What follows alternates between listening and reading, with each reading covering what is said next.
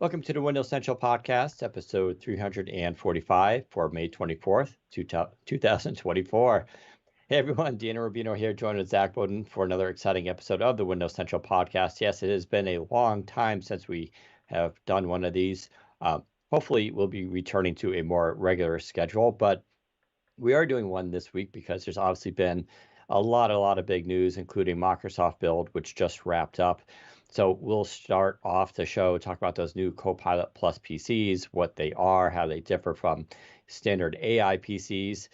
Also, of course, go into a little bit more depth about Qualcomm's new processors and how these new laptops, of which there are quite a few announced, are looking and faring and when you can get your hands on them. We'll also go through some of Microsoft's new apps and services powered by AI that's coming to Windows 11, including AI Recall and Co-Creator, which are way cooler than I kind of thought they would be. I guess we'll also address some of the controversy around Recall, which is just the typical dumb internet going crazy over dumb stuff as always. Surface Pro 11 and Surface Laptop 7 were announced. That's what we're calling them. Technically, they're Surface Pro 11th edition, but come on, it's Surface Pro 11. So we'll talk about those, the features there, pricing, different options, and when those go on sale. And I guess we could talk about the thing of the week if we actually have a thing of the week, but we'll probably be talking a lot about the other stuff first. Zach, you are fresh back from Washington State at Seattle, where you hung out with Microsoft for the last 2 days. How are you feeling? I am feeling real jet lagged. Before we get into that conversation, I want to acknowledge my mic quality. If it sounds terrible, we know. I don't know why it sounds this bad. We've tried everything we can to fix it. You can hear me, it just doesn't sound great. So we're just going to have to make do for this episode until I can figure it out for next week. But other than that, yeah, I'm all good. Very jet lagged. I spent most of today here in the UK sleeping because I had a 10-hour flight from Seattle back to London. Got home at about 9 a.m. and just passed out. So I've actually got quite a bit of energy now, which is good.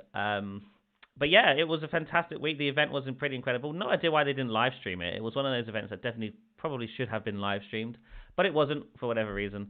But yeah, I was on the ground, was able to have some hands-on time with the services, which we'll get to later in the show. But I think we should probably start with the announcements, sort of in order, I guess, starting with what they've announced first on stage, that being Copilot Plus PCs. So those are the name. Copilot Plus is the name of this sort of next generation of PCs. Microsoft very much was positioning this announcement as PC2, if you will. This is the new PC. This is what PCs are going to be like going forward. And they call them Copilot Plus PCs because they're capable of some next-gen AI experiences. Right now, Copilot Plus PCs consist of exclusively Qualcomm devices, those being powered by the Snapdragon X Plus or X Elite system on a chip. But that will change in the later this year or going into 2025. Intel and AMD will join the fray with their own version of Copilot Plus PCs. And what really makes a Copilot Plus PC, it really comes down to the NPU. These devices have an NPU of at least 40 tops to be able to power all of these next-gen AI experiences. If you have an NPU on your existing PC, it doesn't output 40 tops, and therefore you are not running a Copilot Plus PC. And that also means you won't get any of these Copilot Plus features, which we're about to get into. So there is very much a divide here. No PC on the market today is able to utilize any of the features announced during the event, which is a big deal, I think. And during the event, I think Yusuf Mehdi said that they expect to sell 50 million Copilot Plus PCs in the next year, which is a big number. And that's not just Surface, obviously. That's across all of the hardware makers, mostly HP, Dell, and Lenovo and stuff. But I think Microsoft seems to think that keeping these new features exclusive will encourage people to buy new PCs. And I'm curious, Dan, what your thoughts are on that. Yeah, no, I think it's a good strategy, right? I mean, I was happy with AI PC. I think it's a simple abbreviation for what these things are. And, it's kind of to the point. That said, you can't really compare Qualcomm's NPU to Intel's NPU, which is shipping in with Meteor Lake, the current Intel chips that are on the market. It's a big jump, so much so that performance that this new version of Windows does stuff that those chips cannot do. So calling them Copilot Plus solves kind of two problems. One, Copilot is already a brand name, right? It's already out there. It's what Microsoft calls its AI system. So there's that. Adding the plus, it's just a typical thing in tech industry, right? You either call it a plus or a pro. That's usually how and then you can call it ultra if you want. So they're getting best of both worlds of, Microsoft's branding for Windows is now becoming a part of the branding that its OEM partners are going to be doing as well.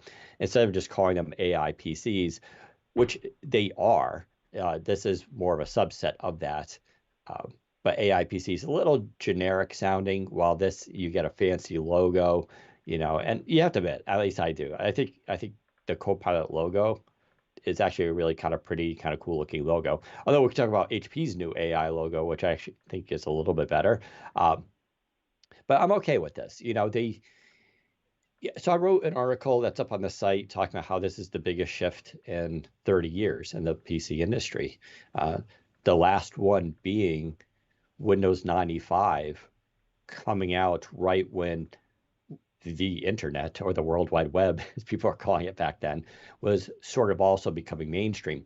The problem back in the early 90s was, sure, you can get on the internet through FTP and Gopher and all these other things, but it wasn't easy. It was you had to be very computer literate back then to do these things. Windows 95 came along, and it was an operating system built for the first time to be online, right? That you can plug it in, get a modem, put it in there, has a web browser and all that. And it's Windows 95 is credited with the acceleration of adoption of the internet, basically, because the more people bought a computer with Windows 95, the more they got online. And that's what really drove the internet to becoming popular. I see the same thing happening now with this AI stuff. And so I think Microsoft and its partners and everyone taking this moment to kind of reset almost, and getting behind this new messaging and branding. I think it's very um, I think it's a good thing. It's a massive pivot. They've managed to get their OS updated, branding updated. They have the AI technology. Now their laptop partners are all on board, coming out with built from the ground up brand new PCs. And then you have Qualcomm's new silicon, which is just leaps and bounds better than what's currently offered by Intel, AMD, and competes heavily with what Apple is doing. You put all that together, and it's like this weird, rare moment where it's a perfect storm of all this technology. And I know people listening to this are probably blah, blah, blah, sure. But I'm telling you, when you see the power of what this AI can do, especially with an onboard NPU that's as powerful, and you can go into the features a little bit, but it's some pretty radical stuff that's really going to change the way we think about computers. Yeah, for sure. When I said PC2, I kind of mean it. They are trying to position these new devices as being unlike the previous PCs, not in form factor, because let's be real, most of them are just sort of clamshell laptops, but in capability, in what they can do as computers is changing. What did they announce? What are these next gen AI features? We'll start with, I think, AI Recall, which is the sort of biggest sort of blockbuster feature they announced and spent the most time with on stage. This is essentially a tool that takes screenshots of your display every 3 to 5 seconds and uses AI to analyze those screenshots, triage those screenshots, and allow you to search for anything you've ever done on your computer using natural language. Now, there's been a bit of backlash to this feature because it sounds like a privacy nightmare, but Microsoft was very clear on stage that this is an experience that happens entirely on device. It does not reach out to the cloud. All of the snapshots it takes of your display are encrypted, only viewable by the Recall app itself, and users have complete control over whether this feature is even enabled, and if it is enabled, how many snapshots it takes, how often it deletes the snapshots, etc., etc. So you are in complete control. You can even filter out certain apps and websites. If you don't want a Recall to take snapshots of your banking website, for example, you don't have to do that. You can just punch in the domain of your banking website, and snapshots will not be taken of that when using your computer. So it's pretty cool. Some of the demos we got, and so Recall is working. I think in the show that on stage it was all canned demos, but in the hands-on area, the Recall app was there, and it does work exactly as they were demoing on stage. So you could open the app, and you can sort of see a live version of your desktop. Along the top, there's a scroll bar, and you can scroll back through all of the snapshots Recall has taken throughout however many days or weeks it's been running. and then you can just see what was on your desktop at any point. You can even go in and search for specific things. So if a few days ago you were looking at a blue dress, for example, but you don't remember where you saw that blue dress, it could have been in WhatsApp, could have been on a web browser, could have been in an email. You don't remember. All you need to do is type blue dress into the search bar in the Recall app, and it will find it, regardless of which app it was appearing in. And that's kind of what's amazing about Recall, is that it works universally across any app. It's quite simply taking screenshots of your desktop and then using AI to understand what's on your screen. Developers can tap into it. That there are a few things developers can do to enhance the experience. One of those being creating a more seamless flow between snapshots and the developer's actual app. So right now, if you go back to, say, a Word document, for example, it will give you a button at the bottom to jump into that Word document, so you can go back to editing it live, or if it's a website, jumping back to that web page in Edge or whatever browser you use.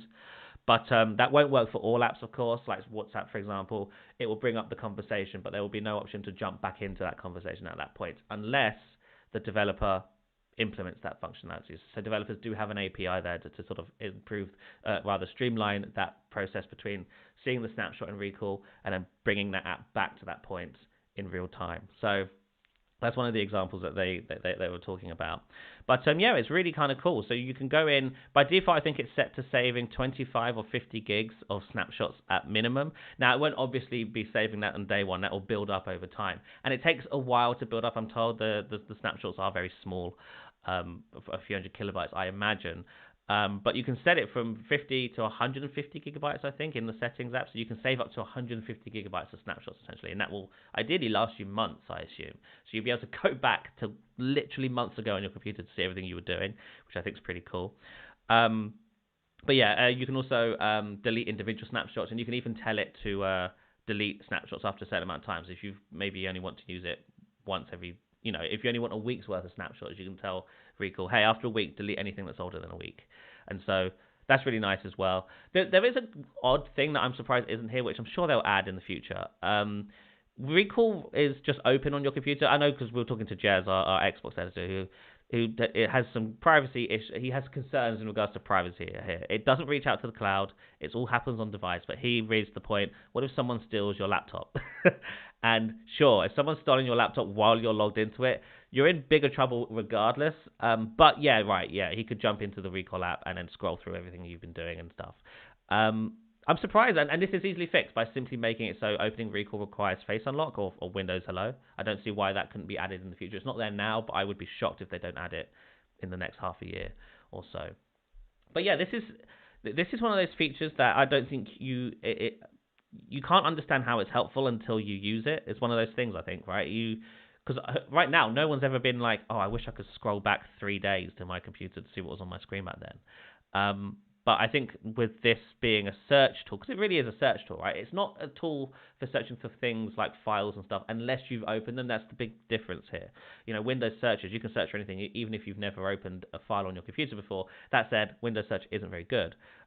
This thing only works if you have seen it on your screen. So if you've never opened a file before on your desktop and you're trying to find it with Recall, you won't find it because it was never triaged by the hallucinations. People learn that word, hallucinations, and they think it applies for everything with AI. And it's just like every time you ask Copilot, like, when was Abraham Lincoln born, and it's going to be like the answer is just going to be like, he was born in 1942 on July 14th. And it's going, like, and AI it's not like that. It's way better than that.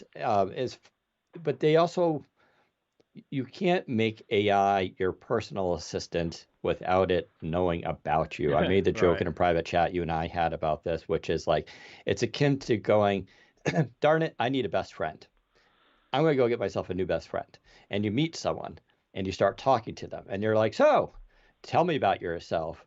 Oh, sorry, I don't want to share any information. I have a privacy concern. Oh, okay. What kind of foods do you like? Oh, I'm sorry, that's private. I don't talk about that in public, with people. Okay, so what's your education? Sorry, again, I don't want to get information out. It's private. I might be able to do something negative with that information. Okay, do you like sports? Sorry, again, if you figure out what teams I like, like that's the equivalent of what's going on here. Now, you could argue that maybe the solution that Microsoft has to improve the AI in getting to know you is not the best one. But if you want effective AI in the sense that it's there as an assistant to help you make your life easier, you do need to surrender information about yourself to it to make that happen. That is, otherwise, it's going to be Siri for the rest of our lives, right? Yeah. Uh, and maybe that's the world you want, right? Maybe you're just like, I don't want, but in which case I'm like, it raises the question, like, why do you even have a smartphone? Why do you even have a PC at this point, right? I mean, you bank on those devices. What happens if someone gets access to it? We put all our passwords into a single app, a lot of us. That's held together by one password, right? Yeah. Like to a lot of people, that too seems absolutely insane. Like you telling me you put all your passwords into one file and that whole file is protected by one password. Like, so this stuff, I'm not, as I always mention, it's worth discussing. It's worth talking about. Um, I think there's a lot of weird mistrust out there that's fake. And Yes. what I mean by that, these are the same people who are like, you'd be crazy to trust Microsoft to do this. By the way, they should bring back Connect for the living room in Xbox, which is like, oh, so you want now a camera back in your living room, even though that was a concern. And every aspect of the internet is weird like this, right? I was just watching, it's a great documentary on Netflix, Ashley Madison, about that service years ago for married people to cheat on Hmm. their spouses with. Like these people were just like, yes, they entered their real name, put in all their financial credit card info, put in photos of themselves, including like racy ones, put it online, had all their conversations with other people recorded, saved. Like that was 10 years ago. Like that's what people were doing. Like the amount of information that people are already giving up on the internet, right? Going out to the cloud is crazy. This is why we have, and then it all goes to the dark web, which is why if you're part of some services, like if you use Microsoft Defender, by the way, which is such a cool app, if you enter in your information into it, it scours the dark web for your information because there's a good chance it's probably been leaked. So that stuff is already happening on the web.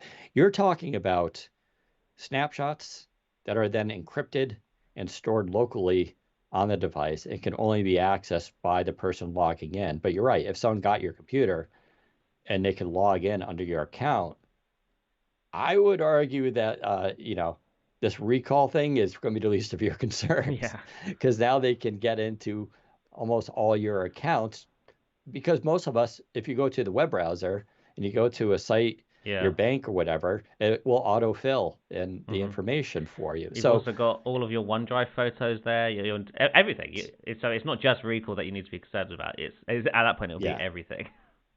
And I would also point out this idea that's floating around that it's enabled by default, though. Right. And this is being really misconstrued in many ways. This is how and I think you can confirm this, 99% sure this is how this is going to happen. You're going to buy a Copilot PC. You're going to turn it on. It's going to start to set up Windows, what's called the OOBE, That's out right. of box experience. Um, and this is where it starts asking you questions. Would you like to log into your Microsoft accounts? Have you seen Phone Link? Would you like to do that? Oh, we have this OneDrive where you can back up your files. Would you like to do that? Yes, no, right? And you'll go through that. I guarantee you there'll be a screen that says, here's Windows Recall. It allows you to see your moments back in Hmm. time and stuff. Would you like to enable this? Yes or no? And you're going to have that option. And then you're going to hit next and continue to set up your PC. That's so that's how it's going to happen. It's not like you're going to like get a Windows update one day and then the next day you resume your computer and it turns on and all of a sudden behind your back this thing is doing screenshots and saving stuff. That's not going to work at all. And if you're talking, yeah, but Dan, what about updates? Say you already have a computer and it gets the update that meets the requirements. It's going to do that thing, which I'm sure a lot of you have seen, where they can do out-of-box experiences for non-new PCs. They do this whenever a new major feature happens. The next time you reboot your PC, a screen pops up and goes, "Hey, would you like to turn on this new feature?" and explains what it is. And that's where you can do the remind me in 3 days kind of thing, right? And do that. This is exactly how OneDrive works. OneDrive just doesn't kick in on Windows. It's part of the setup experience. And it asks you, do you want to do this? Do you want to download all your files and mirror them on your device? How you want to do it, right? So like that's how it's going to work. So I don't like this idea of people saying, "Oh, it's just on by default." That's not accurate. It's not just going to be like behind your back. And people are like, "Yeah, but why would you trust Microsoft?" I'll tell you why. Because you have groups like the European Union and the FTC and other watchdog groups are like hammering companies right now on privacy issues. They can't just record your data and not have safeguards and tell you about it. That's illegal, and they would get in a lot of trouble for Yeah. it. So, There's yeah, go on. there's an indicator that will be permanently on your taskbar when recall's running. It sits in the system tray. It's an Yeah, icon that sits next to the Wi-Fi icon, and it will be there. And it's always. I tried to remove it when I was trying out the devices the other day. You can't. It's stuck there. So there was a visual indicator always on screen when recall is doing its thing. And again, that's for what Dan just said. They can't hide it from you. They're not allowed to hide it from you. And the things that they said on stage is like a promise almost. They can't go back on that behind your back. yeah, So one of the things they said is it's handled entirely on device, and they said word for word, we're not going to train our AI models on this.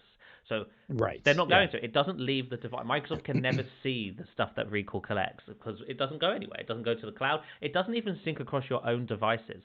It's right.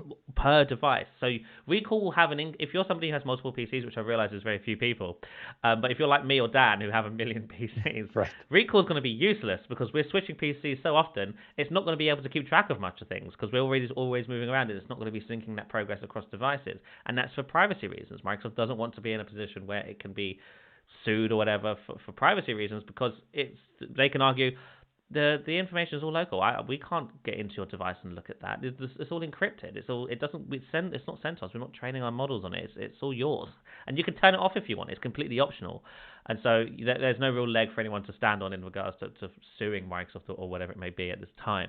Now, that could change in the future, right? Microsoft may release an update in a year or two that says, hey, we're introducing syncing across devices, which would then introduce the cloud.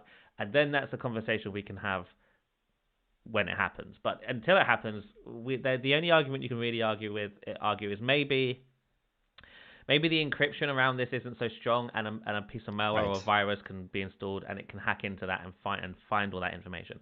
That's a theoretical scenario. It's not something that's been proven as that's possible yet. I am doubting that the encryption is weak enough for that to be a thing. Right? I'm assuming this is all BitLocker based, and BitLocker, to my knowledge, is relatively secure. I'm not aware of any scenarios where BitLocker has been busted properly, like in a real scenario. I know it's been proven that this is theoretically possible, but yeah, I'm not too worried about it for now. I think this is really much. This is one of those things where it's funny. Ben, one of our editors at Windows Central, linked a thread on Reddit about an app on Mac, which is pretty much does exactly the same thing as this. It's been around for a while. It's called Rewind AI, and in that thread, all of the Apple Mac users are like, "This is an awesome idea. This is incredible. $20 a month because it was a subscription. $20 a month. That's a bit too steep, but this is a cool idea. This is like amazing. I wish Apple would do this."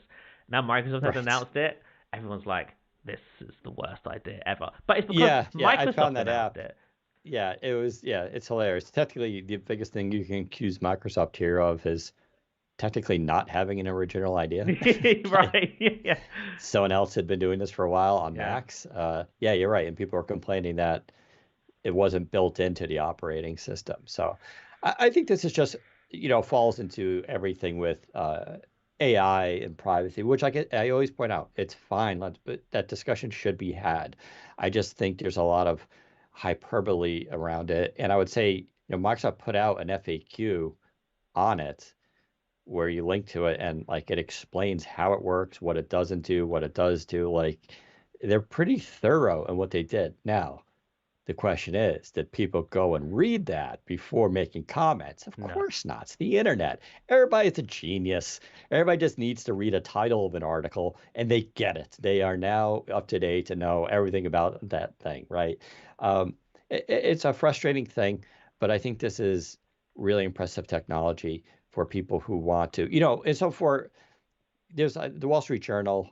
Joanna Kern did a really good video interview with Satya Nadella, and they showed this in action, and it was really neat. She'd used the computer for a little while, and then she typed in brown bag, and it went back and through a visual search Right. found a picture in the background with a brown bag only partially shown.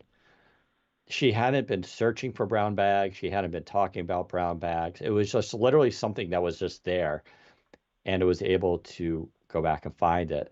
And this is just a neat thing that it's like, oh yeah, didn't I see that thing? What was it? And you could just type in a rough semantic query search, and it'll go and find it for you. And I think that's kind of remarkable. But if you hate it, you think it's dumb, disable it, turn it off. Not a problem, So I don't understand the issue here. But this is the first step in trying to make AI, I would say, useful to people. So Yeah, and this is still very much an example of AI being bolted onto an existing UX paradigm, like the desktop interface, like Windows 11 2042 still looks like a desktop operating system. We still haven't really seen what a UX can look like when it's built from the ground up with AI. This is a step forward to that, but I think there's more to come in that on that front. I think over the next year or two, we're going to see some interesting things come out from Microsoft and Windows that rethink the desktop interface based on the fact that we have AI everywhere now.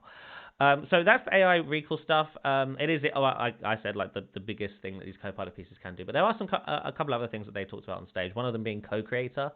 There's now the ability to generate images directly on the device using the built-in NPUs on these devices. So in Paint and in Photos, you'll be able to go into. So we'll start with Paint. Paint has a thing called co-creator, where if you go into Paint and you hit the co-creator button, you can type in the thing you're trying to draw, and then begin sketching it in the sort of Paint canvas.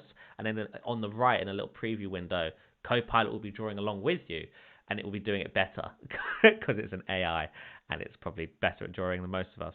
And so if you're somebody who isn't an artist and can't draw, but you really need to sort out like a basic sketch to show someone an idea, you can enable this feature, type out the idea that you're trying to bring to life, start drawing the basic sketch, and then Copilot will essentially bring that sketch to life in a more detailed way. And you can adjust how creative the AI is being. You can make it so it's not very creative and it's only just adding one or two different things here and there compared to your version, or you can max it out and it can turn your basic sketch into a beautiful piece of art, which is, I think, a really cool thing. And then Photos is getting essentially the same thing as Bing Image Creator. You know how Bing, you've been able to generate images with Bing for a long time now.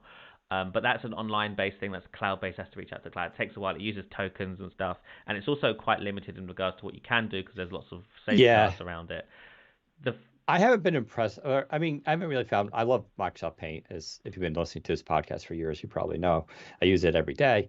I haven't found much use for the co-creator in there. Yeah. Where I will say though this thing where, and again, Joanna Stern on Wall Street Journal did an awesome job with this. So she drew, she started painting basically a modified Windows 95 background. The famous Bliss hills and stuff. And so she just kind of sketched it out, and then the AI on the right side, and there's a slider about how much AI creativity you want to use, was on, and it looked at what she was drawing and did the professional version of it, which is nuts. So it's the equivalent of, because I'm terrible at drawing, but I do have ideas in my head of things I would like. Oh, it'd be cool if I could make this image, right? Especially for the website, if I'm doing a lead image or something like that. So I can go try to find an artist, hire them, give them a commission, wait a couple hours. Hopefully they have the time to do it. Maybe there's a turnaround of a day or two. Or I can just go into this app, start sketching out something, and AI is like, do. There you go. Is that what you're looking for? Like, oh, yep, thank you. And you can save that image, and that's your new creation. Like, to me, that's nuts. Like, that opens up the door for so many of us who are not artistically talented. Now, if you are artistically talented, I get the kind of concern here. Don't forget, technically creating art is about self-expression, right? It's about something inside of you. You want to get it out. You want to show other people. You want other people to be impressed by. I understand in a capitalist society, you also would like to make money off of that. But there's always this tension with artists, right? That it shouldn't be about making money, um, aka selling out, as they like to throw around, which I don't think it is. Um, but then, yeah, some artists make money. So, how that gets resolved here, I don't know. The fact is, this is just how technology works. Don't forget, back in the day, there were people who rode, maintained horses and had carriages, and that was their profession. And then cars came. We could be sad that there's no more horse carriage buggies around in the cities. You could be also happy that there's no more horse manure in the streets of these cities. Like, this is progress. So, things are going to change. It is what it is. I want to answer just an early question someone had earlier in the chat, which is about the NPU, the neural processing unit. Is it a separate chip? For all intents and purposes, yes. The reason I phrase it like that is because, when you talk about Qualcomm and Intel's new chips, they're called SoC, system on chips, right? So it's one chip, but then within that chip are smaller tiles for Intel. And with Qualcomm, it has smaller microprocessors throughout it. And the idea there is, if you're a laptop maker, you just buy the entire thing, slap it into a motherboard, and that gives you everything. You're going to get a CPU, integrated graphics, the NPU, you'll get image processing, um, whatever memory you may need, maybe 5G, definitely Wi-Fi and Bluetooth. All that is on the chip itself, which saves a ton of space. It's more economically efficient, because before, companies would be like, all right, we got the CPU, raw CPU from Intel, but now we need a Wi-Fi and a Bluetooth chip to give that. And then you have to go to a different company like Broadcom to make that. And so you ended up going around shopping and buying all these chips. Then you had to put them all on the board, make sure they all worked together, that all the drivers were there. So now it's all SoC, it's on a single thing. But yes, an NPU is it's exactly the same concept of a GPU and what a CPU is. CPU is a central processing unit, handles all those calculations to run the main stuff. A GPU is for graphics, an NPU is for AI. It's also called an AI accelerator. It is the way it's architected is to speed up and make faster specific AI software. Now, CPUs and GPUs can also do that stuff. They just don't do it as efficiently because they're not technically built for that. But you can see that happen sometimes. So, for instance, a lot of Adobe's AI is driven by GPUs, because the assumption there is, if you're, say, editing video, you're probably going to be using an NVIDIA RTX video card with Tensor cores. An RTX Tensor core graphics card is super powerful. It is way more powerful than any NPU from Qualcomm at this moment, and definitely from Intel. So it makes more sense for Adobe to be like, we're going to use your graphics card because of all the horsepower it has. Plus, it's doing video, which is what a GPU is good at. But there are distinctions here, between that. But yeah, an NPU. So then the question arises, which I've been asked a lot, I don't know the answer to, is like, will you be able to buy a separate NPU for your desktop in the future? You would think so. I have heard nothing about that, though. And so I'm not sure the status that's going on there. If I imagine we will start to see that. I don't know if there'll be add-ons, though. I think what's going to be required is you're going to have to just buy a new 15th or 16th gen Intel chip, which will have the NPU built on there. Right. That Yeah. will handle the Copilot Plus stuff, whereas your RTX graphics card, should you have one, will still then do your video and photo editing and Adobe AI type situations. Yeah, So, and I did ask Microsoft why that isn't something like the user can configure. Like, if you are running a desktop, why can't you choose to run that process on the GPU? And they said it's all about the quality of the experience, and it's about ensuring that all of this next gen AI stuff is happening on the NPU, so that your CPU and GPU are free to do what they are normally doing. Because it's probably quite load intensive to have something constantly in the background taking screenshots, using AI to analyze it and then triaging it. And had they announced this feature as being something that just runs on the GPU or CPU, people would be annoyed that there's now a process taking up 20% of your CPU or GPU all of the time, essentially, right? With the NPU, what's really happening here is that you're getting an additional processor. That means the tasks that you normally do every day aren't affected by this new heavy process that's now running on the NPU. And so that's quite simply why they're keeping it NPU exclusive, at least for now. Like I said, that might change in the future. They may decide to allow, because there will come a point in like 5 years where you're running a tower PC, and the NPU on your chip is less powerful now than the graphics card you have in your desktop. And so at that point, it might make more sense to allow your user to choose which one is handling some of this next gen stuff. But for now, it is NPU exclusive, and you would need at least 40 tops of power for it to function. Yeah, as I was saying, the last thing there that I was briefly mentioning is the Photos app now has a built-in image generator, which doesn't connect to the cloud. It's all done on the NPU. And what's interesting about it is, unlike Bing Image Creator, which has a bunch of railguards and filters on it, the Photos app version seemingly doesn't. At least we weren't able to break it when we were trying it on the show floor. Admittedly, I wasn't trying anything outrageous, but I was certainly trying some things that I know were blocked with the Bing version. One of them being using famous people or high ups at Microsoft, like Bill Gates, for example. You can't generate anything about Bill Gates using Bing Image Creator. However, the offline Photos app version, you can. And so I'm wondering if maybe there's a slightly less strict filter on the Photos app, or if there isn't one at all, in which case, yeah, that's a really good point.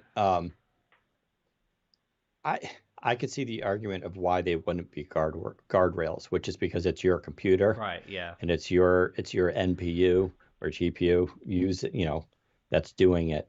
Whereas before, you're relying on a third party's GPUs and rack server to do everything. And so maybe they didn't want to be part of that. But it's sort of like the same argument, like you can draw some pretty profane stuff with Microsoft Paint.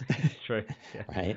It's not like you do it and you go to save, like AI would come and be like, oh, sorry, that's too pornographic. You can't do that. And we'll allow you to save it, right? I don't know. Maybe that'll be a thing someday. But I could see them not having the guardrails on it. They just, I don't think, want the guardrails for, publicly available stuff on the web. Yeah. Which I think kind of makes sense. But yeah, that's the other real benefit here with the NPU, right? Is the fact that if you've seen the, and let me just say, there's some demonstrations of this stuff coming up soon. If you look at what a Qualcomm NPU can do in terms of image generation using, not Dolly 3, what's the other one I always forget, begins with the C? I don't remember either. I know, I always forget the names. Anyways, but like to generate an image on there, you type in the prompt and hit enter, and it just takes like seconds. And then if you do it on a non-NPU one, it takes like a minute or something like that. Like it's really, really fast. Like the ability to generate images locally. And that's what this comes into. One, it's privacy, believe it or not, because you're not transmitting your queries or requests or anything to the cloud, which is being processed on someone else's computer, and then it's coming back down again. You're doing it all locally. So there's that aspect. And then there's also, of course, just the speed of it, because you're doing it on the special hardware. It's going to go way faster since you cut out all that latency. So this is going to be more important. Like one example I've mentioned before in this podcast was shown at CES, and I forgot the name of the company. It's more a little enterprise focused, but like, phishing attacks and email, I would argue, is the biggest security threat, right? It's not the recall that's coming out. It's phishing, because people get emails or even text messages, and they see a hyperlink. It sounds legit. They click it, then they log into their account, and it's, goodbye banking information, right? Phishing is a really, really big problem, and it especially preys on older people, right, who aren't maybe as tech savvy. With AI, though, scanning your email, it's going to be very good at doing this. And there's a company that's already doing this, where it effectively acts as an antivirus, where it will use AI to scan the email and check the links. And not only can it do it like offline because of the NPU and the processing there, but then it can create, have like a database file, basically, so that when it does get a positive that's not been recorded, it can send that to the server, and then other people can benefit from that, and vice versa, right? So I think that's going to be a case where you start to see this localized NPU stuff really help with security because phishing is just, it's bad. I mean, I get emails and I'm smart enough not to click on them, but like if I were a little bit dumber, maybe maybe 20 years older, I could totally see myself going, "Oh, let me click that just in case." Shoot, I even had one recently. I think it was PetSmart.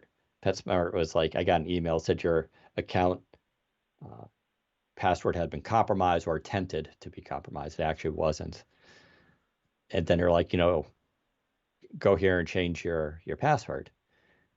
It was a real email, but I didn't click that. I just went to my browser and typed in PetSmart.com Right. and logged in, and it did show me the message. There were attempts on your account. So then I knew it was legit. But I didn't click the link in the email. But how many people would do that, right? A lot Right. of people Yeah. would be like, oh, let me click the link right here. But if that was a fake one and it took me to a dummy site that looked like PetSmart and logged in, all of a sudden they have my info. Now they're just buying dog food and cat food, those jerks. Um, but you get my point here. Like, there's going to be so much use for this in terms of, and this is because my fundamental theory, humans are really stupid. But collectively, when we pool our knowledge together, we're pretty smart. But individually, we're pretty dumb. And having AI being there as a co-pilot, to help you in your daily life and manage this stuff, I think is going to be really crucial. Am I worried about it trying to kill us? No, not really. I also don't care if it tries to kill us. I'll be honest. I think I told you this. I still want to write a book about how AI should, you know, try to kill us and evolve to a higher species because I think that's the most elegant demonstration of evolution that could be. I also question everybody's viewpoint on this, which is when you ask them, should AI become super powerful? Everybody's like, no. And you ask them, like, why? It's going to try to kill us. And it's like everybody says that. And then you ask why? Like, why do you think that? And everybody kind of tacitly agrees because we suck. we're, we're just a terrible species. We do horrible things to each other every day, and we do horrible things to animals every day. And it's just like, so maybe instead of changing as a species, we should just prevent AI. I don't know. It's a weird thing. I'm the opposite of Elon Musk, basically. But there we go. Okay, so is that all so I guess the other question is with 24H2, it's available now in release preview. So Mhm. you can go and download that. I'm putting it on my Surface Pro 9. In fact, it just installed. It's supposed to even help current ARM devices become faster. Um, I'm going to say Juan Bagnell, I believe I'm pronouncing his name right, has a video out on his channel. I'll drop the link here in the chat, uh, where he did a before and after um, updating with his. He has that tablet you have, the one I was on Kickstarter. What's that called? The RoboCala. Yeah, the Robo. So he has that, and he did benchmarks before updating and then after updating, and he actually did find um, a difference in performance, Oh which wow. was so on some benchmarks, I think it was between like 10 and 15% faster. The video for those listening, yeah, it's Juan Bagnell, Bagnell. It's called Windows 11 24H2 Update Made My ARM Tablet Faster. And Juan's a great guy. He makes very entertaining videos. He's also a big fan of like the Surface Duo and a lot of what Microsoft does.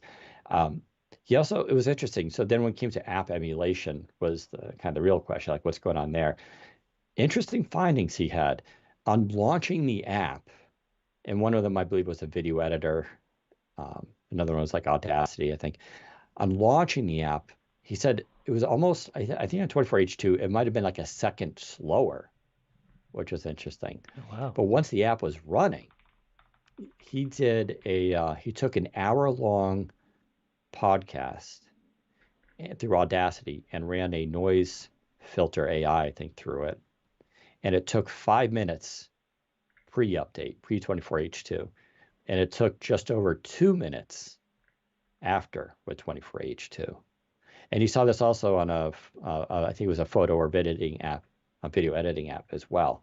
So it seems like once it's launched and it's doing its thing, you do see a performance increase in the task it's supposed to do. But that's a pretty big jump, right? if you're cutting from 5 minutes, in 5 minutes to go through an hour-long podcast to remove as a noise filter and remove stuff is already pretty decent considering that device's hardware. But to cut that down to just over 2 minutes is a huge jump. So, installing 24H2 in the preview might be a good idea if you're already on ARM. But Zach, for the rest of us, when should we expect 24H2? And is there anything else that will be a part of it? So Windows 11 version 24H2 will be available to the rest of us later this year, but you won't have any access to any of these next-gen AI experiences. I think you do get Prism. I think Prism is just a general Windows thing for ARM devices, so everyone can get those improvements. But in regards to the actual AI stuff, the recall, co-creator, live captions, that's all exclusive to Copilot Plus PCs. So when you get version 24H2 later this year on your existing device, you won't have any of that. Even if your device has an NPU. If it's not a Copilot Plus PC, you're just not getting that stuff. So Surface Laptop Studio 2 users, RIP. I know you guys were sold on this idea that this is the first AI PC with an NPU. Yeah, forget about that. That's not true anymore. they lied to you. But yeah, so version 24.2 is technically out next month for these new ARM devices, and you can install it early now if you want to through the release preview channel, and you will get all those. You will get a bunch of quality of life improvements, things like rust in the kernel, context menu updates. So there's a lot of quality of life stuff in this release in addition to the air stuff that you're not getting. So it is a nice update overall. But not a major one, I don't think. I think it's fair to say. I think it's a much bigger update, obviously, for these Copilot Plus devices. But for existing Windows 11 users, it's just another one. It's just another feature update with some nice improvements here and there, such as you can also finally create 7-zip and tar files straight through the File Explorer, whereas before you could only extract them. Things like that, right? They've made some nice improvements. But yeah, I'm not expecting it to be generally available until September, which is funny enough when the Copilot Plus PCs for business are expected to launch, and I assume that's not a coincidence. Now, before we get to the hardware, there's one more thing I just wanted to briefly mention before we move on, is that they also talked a bit about some... I don't think it's theoretical. It was based on GPT-4o, but Copilot...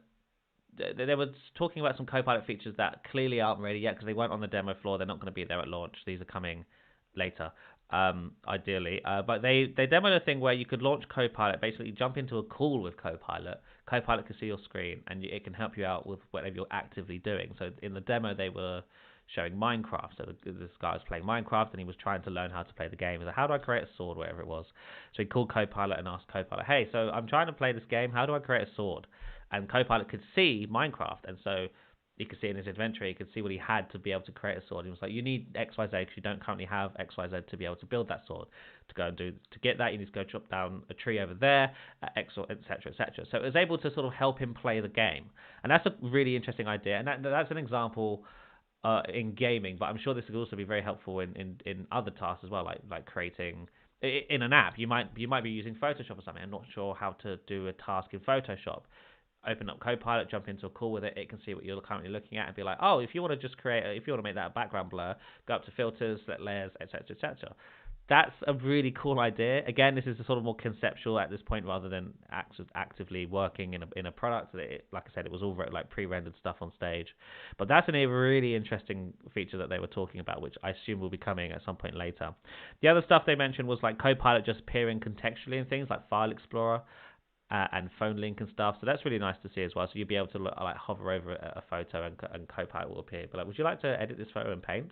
Stuff like that. So that's nice as well. This idea of bringing the AI to you versus you going to the AI for stuff is clearly something Microsoft is keen to implement, and I'm glad because I've always from the beginning I've said I hate that Copilot's only useful if I tell it what to do. I want Copilot to be useful for me without me having to go to it. And so it looks like they're finally going to start implementing some of that. Unfortunately, like I said, it was all high-level sort of conceptual stuff during the event, but it's clear that they're thinking about it, and so hopefully over the next year we see that get implemented on these Copilot Plus PCs. I think in that case we can now move on to the hardware, which I think is the most exciting part of all of this. Actually, just two kind of questions, so we'll just answer comments. Oh, technically three, I guess. Most of these questions we'll try to get to at the end, but someone's asking...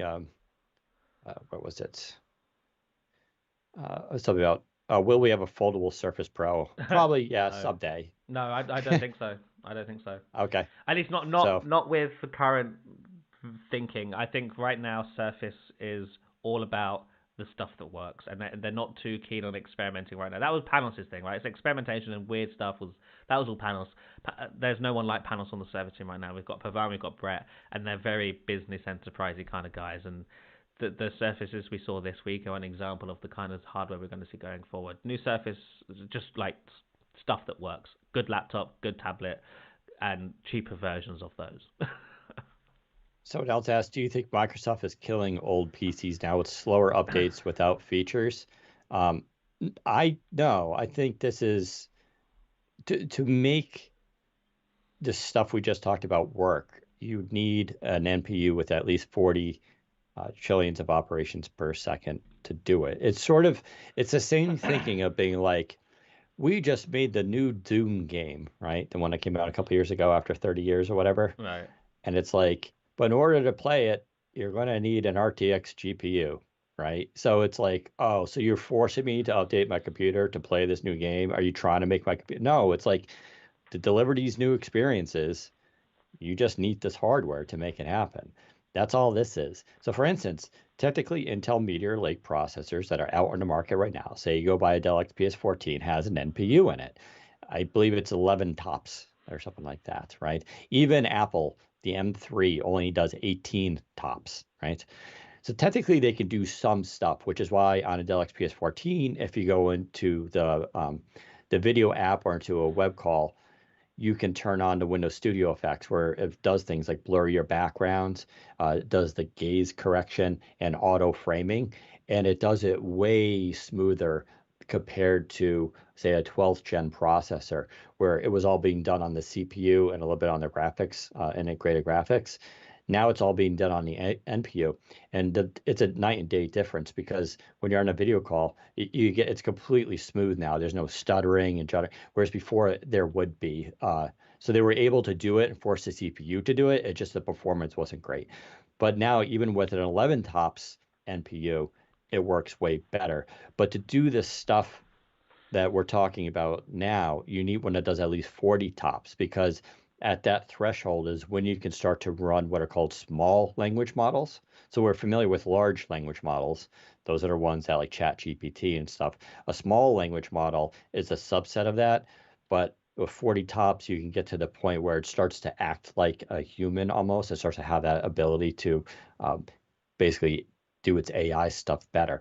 So it's not some like arbitrary decision. It's just that, just like a graphics card, for instance, ray tracing. Could you do ray tracing on the CPU? Yeah, you could. It's going to choke it at 100%, and it's going to be super stuttery and jittery and all that. Or you can buy this RTX 4000 series GPU and just have it run beautifully, right? So it's the same thing, and these NPUs are like that. So they're not. You could argue, well, that's convenient because it's going to get people to try to buy more PCs. But yeah, sure. But what this unlocks, especially for, I would say, enterprise and business and productivity use, is of much higher value than just buying a new laptop. Plus, the other perfect storm element here is the fact that a lot of companies bought brand new PCs during the pandemic. All right. What was that? 2020, 21? Most enterprises are on a 5-year cycle. That's when they start to upgrade their PCs anyway. So what's happening now is Microsoft is, the timing on this is so perfect because it's going to start to hit really mainstream in 2025. And a lot of companies are going to be like, we need a fleet of T14s, which is a very popular Lenovo ThinkPad that's used by, I would say, middle range business people, right? It's not the X series, it's more mid range. And they're going to have one that runs on ARM and does all this AI stuff readily available. It would be almost worse if this stuff came out in, say, 2028 or 27, because now you would be mid-cycle for enterprise. Some would buy, some would definitely be buying stuff, but as a whole, the industry would have already updated. So this is going to come at a really good time for people to get a new PC. So I think that's brilliant. And then and Zach, if you want to add to that, you can. I just want to read the other question. Someone's asking about, is 24H2 on ARM, an all-new operating system. I don't believe so, but it has been re-architected to be improved. But you can go into detail about that. Yeah, no, it's not a modern version of Windows, which I think is what you're getting at. It's still legacy Windows, so it still installs itself into a single partition, this, that, and the other. It's not state separated. It doesn't have super fast Windows updates, unlike these Core OS, Core PC sort of initiatives, which attempts to do all of that. That's not here with these new ARM devices. It's still legacy Windows through and through. And yeah, Dan's right. Microsoft has said they re-architected. Sorry, I can't even say it. Re-architected that the Windows from the ground up for these new ARM chips. I'm not too sure what that really means. It sounds like they've rewrote every line of code, which isn't true. They definitely didn't do that. So I think they're just saying that they're touting improvements to performance, and Windows on ARM is a little bit more ARMy now. So that's good. But yeah, no, it is still very much legacy Windows. So yeah, don't be expecting any cool sort of innovations on that front. At least not for now. I mean, they're still working on the Core PC stuff. I don't know when it's coming or what sort of form it will take, but they're definitely still there is that goal to make a lightweight version of Windows in the future, and so that's a story for another time, I think. But for now, we should get to the hardware, the Surface Pro and the Surface Laptop. They were announced on stage as the new Surface Pro and the new Surface Laptop, but in reality they're actually Surface Pro 11 and Surface Laptop 7, or more specifically Surface Pro 11th edition and Surface Laptop 7th edition. So I don't know why they've decided to go all fancy with it this time. I think it's because they just had that Laptop 6 and Pro 10 launched 2 months ago, and so it's a bit weird to all of a sudden be coming out with a Pro 11 and Laptop 7. So although they are 11 and 7, they're actually 11th edition and 7th edition, so they're slightly different. But they are the newest versions of the Surface devices. And the Pro, we'll start with the Pro because I think it's the least interesting of the two. Not to say that it's a boring product. I think it's great. I think it's basically the perfect Surface Pro now. But from a design perspective, it basically looks like the Pro 10 and the Pro 9 and the Pro 8. So what's new with the Surface Pro? Well, of course, it comes with Snapdragon's new X Plus and X Elite chips. It starts at 16 gigs of RAM and can be configured up to 32 gigabyte RAMs, I think. And what's really nice about this model is that it finally has an OLED display option. So after all these years, this is the first Surface PC to finally have OLED as a configurable display option. The X Plus models come with an LCD panel, which is the LCD panel you've been experiencing on Surface for a number of years. It's a great panel, it's beautiful, high density pixels, etc., etc. But it's not OLED. OLED takes it one step further with really punchy colors, beautiful. Looking at it in person, it's the dream. Basically, when the pixels are off, the screen blends perfectly with the bezel, so it almost looks bezel-less, even though it definitely isn't. But it's really kind of cool. It's available in new colors as well, including sapphire blue and dune. The sapphire on both the laptop and the Pro are immense. In person, I don't know if it comes across in videos, but in person, it's like it's illuminated. it's so vibrant. It's fantastic. The dune color, I personally think, is disgusting. I can't believe they did that. I don't know what they were thinking. It's horrible. I know there's some people who like that sort of gold sort of colorway, but not me. That's just it's really, really bad. Now, the big update for the Surface Pro here really isn't to do with the tablet itself, but more the keyboard. They've announced a new Surface Pro keyboard. They call it the Surface Pro Flex keyboard, and it's redesigned from the ground up. It's thicker now, and the reason it's thicker is because it has a battery in it, and the reason it has a battery in it is because it's Bluetooth, so you can have it attached and use it like normal, but if you want to detach and put the screen somewhere a bit further away from you, while still typing and using the trackpad, you can, and it will stay connected and via Bluetooth, and you'll be able to continue using the keyboard as if it was still attached, which is really awesome. And there's also a side effect to adding that battery in the type cover. It's no longer bouncy. It's much sturdier now. So when you're typing, it no longer bounces up and down like the older type covers do, which is really cool. It's also heavier because obviously there's a battery in it now. And one of the other design changes they've made is that the keys on the actual type cover have slightly more rounded corners and are slightly spaced out a bit more, I think. At least that's how it felt when I was typing on it. And the Surface Slim Pen dock is now always on show. If you remember on the existing Pro signature keyboard cover, the charging dock for the pen would, if you were to push the keyboard up onto those magnets, the pen would be sort of hidden.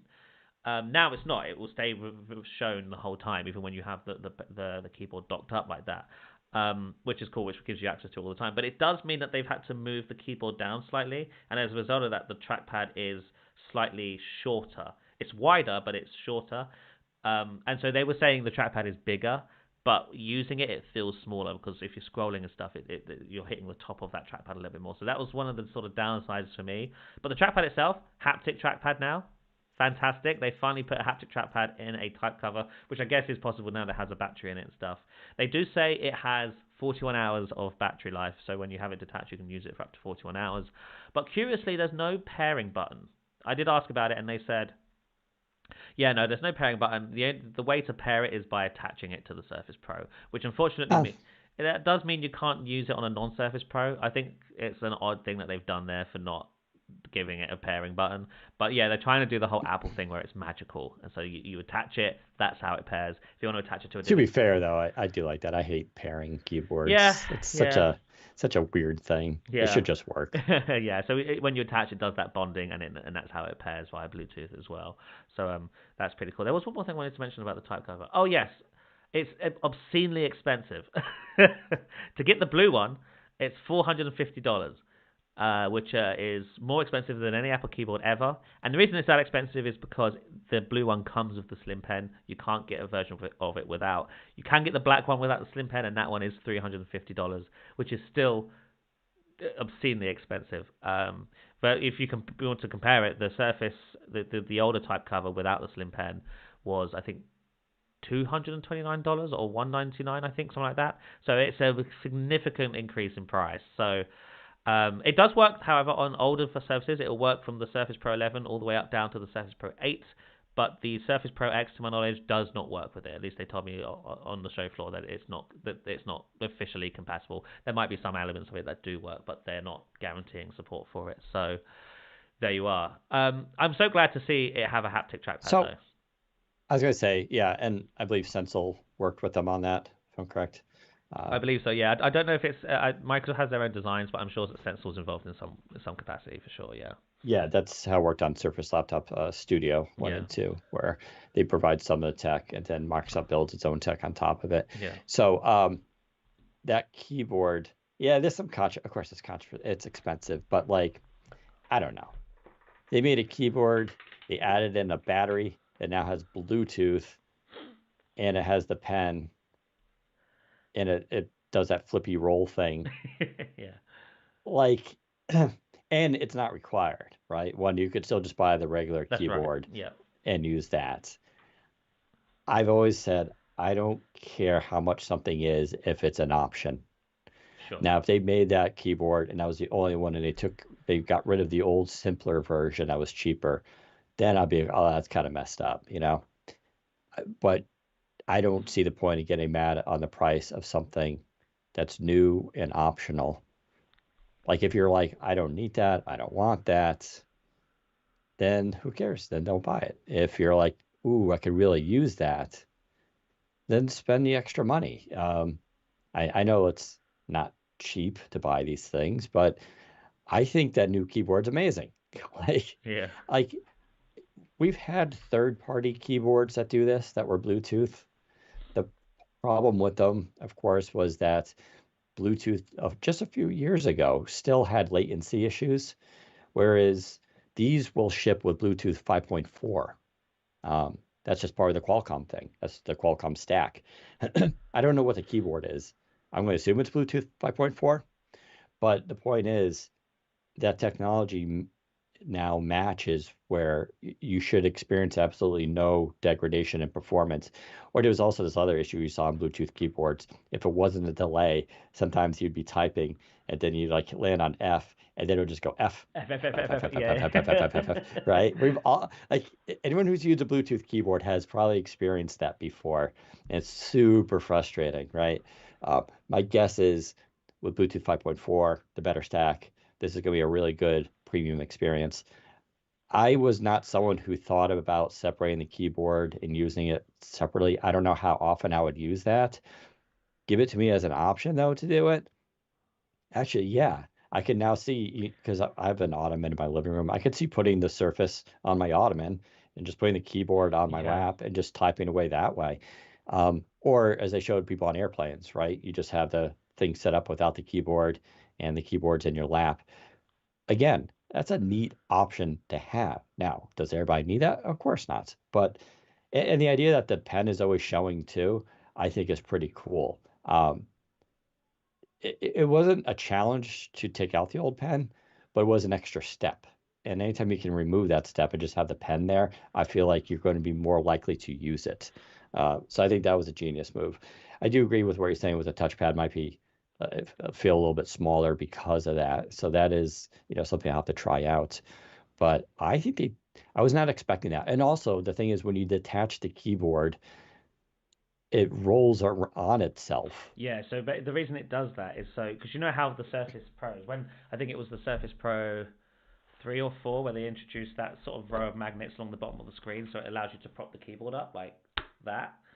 Yeah. That is great, and most people use the type cover like that. But when you have it detached, obviously, it wouldn't do that. So they've designed the hinge on the type cover, I guess, to roll around on itself, so it can prop itself up still, even when it's not Yeah. attached to the Surface Pro. I think it's a really cool idea. It's a nice. It's Yeah. nice that they acknowledge that that's an important aspect of the type cover. I was just like, oh, that's so clever that they Yeah. did that. I don't know. I thought that was some really overall amazing engineering that they did for a keyboard where I didn't expect really any innovation to happen. True. So Yeah. I give them all the credit for that. Yeah, I don't know. What are your That's thoughts my on thoughts on that. so the Surface Pro itself? So they do have OLED now, but bad news, Dan.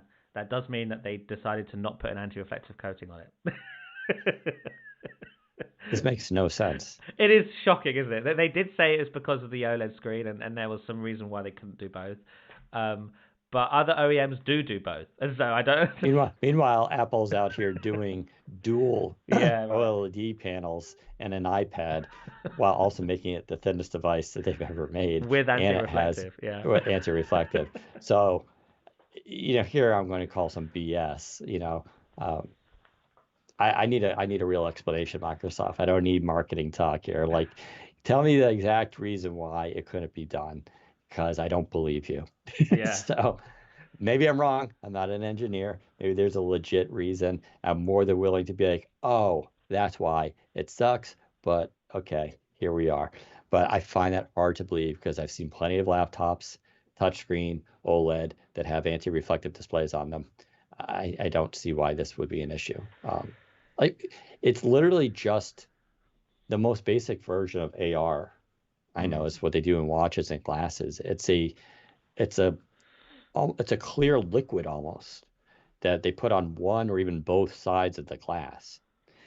When you put it on both sides of the glass, it's a little challenging because that side is exposed and could, in theory, get scratched or brushed off or something like that and degrade over time. So on things like, especially watches, they put it behind the glass, so the inner glass is coated with it. But it's literally like they coat it, and they can coat it multiple times to increase it.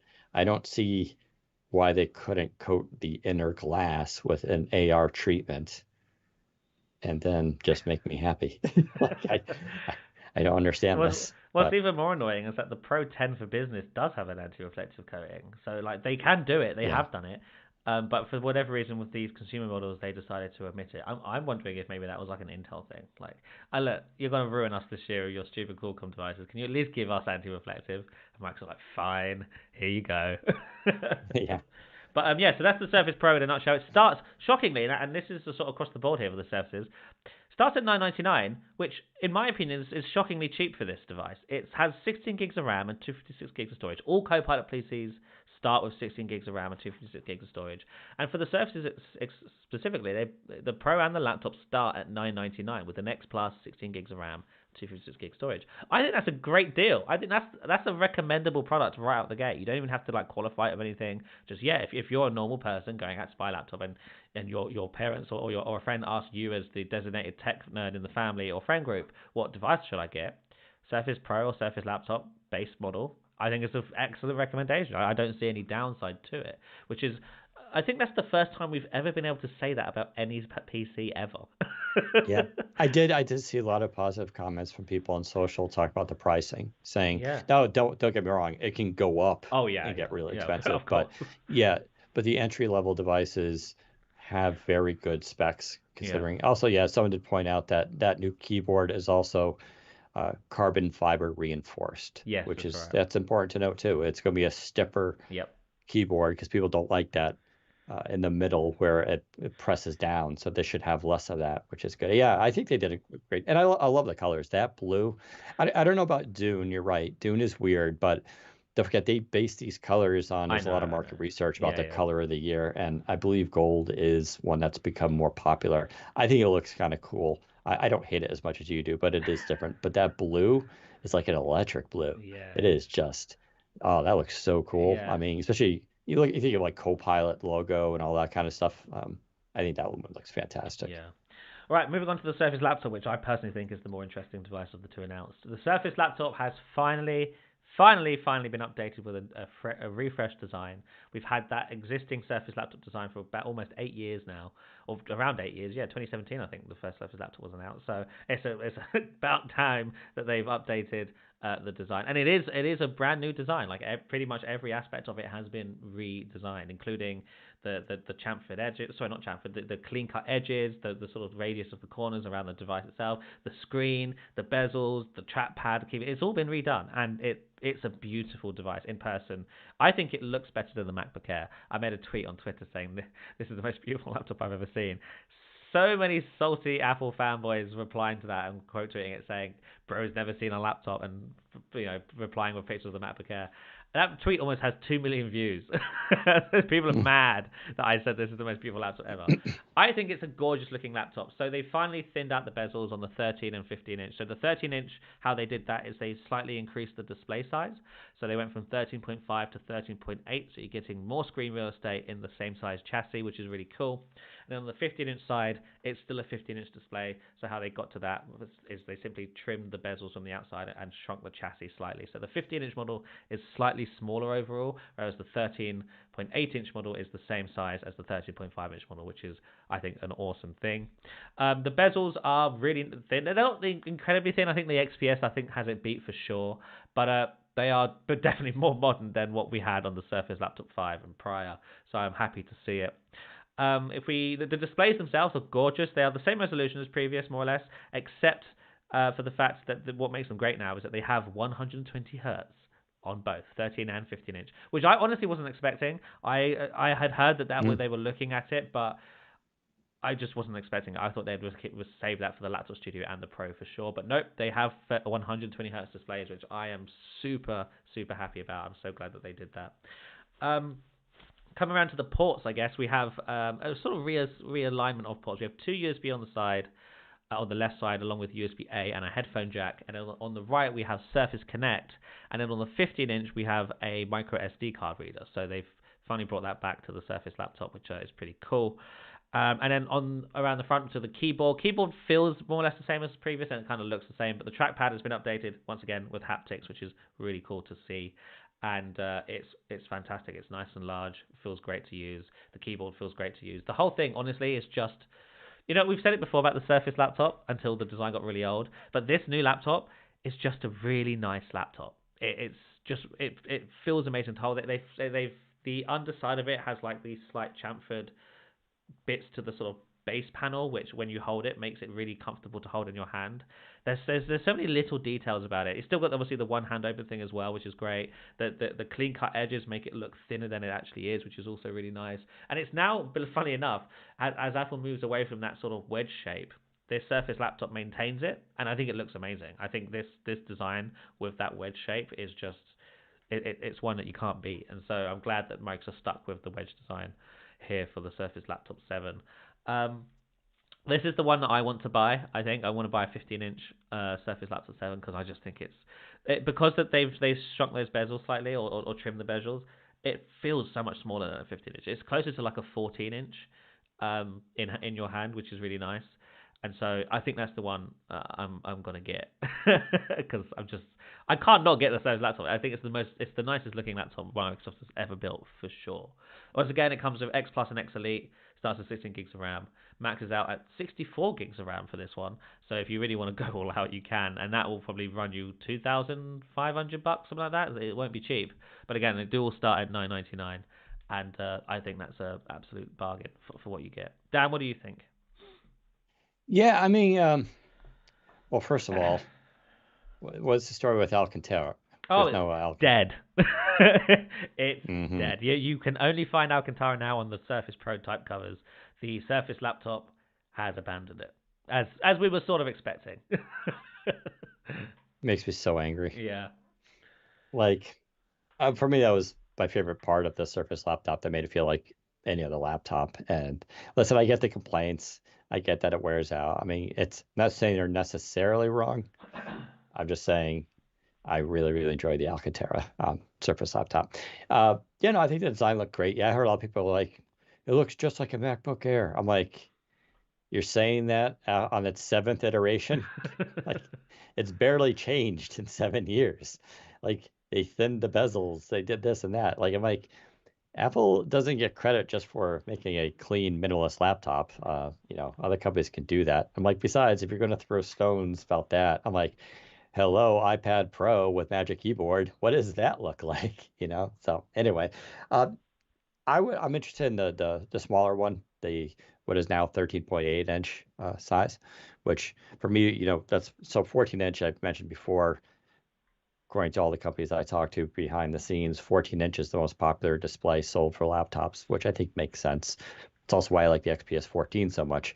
It's just the ideal size. It's big enough that you can really enjoy a high resolution experience, but it's also small enough where it doesn't feel like you're going to be packing a giant device with you. So, and I like how they didn't make you know, the display section bigger. They just thinned out the bezels and put it on a larger display to get there.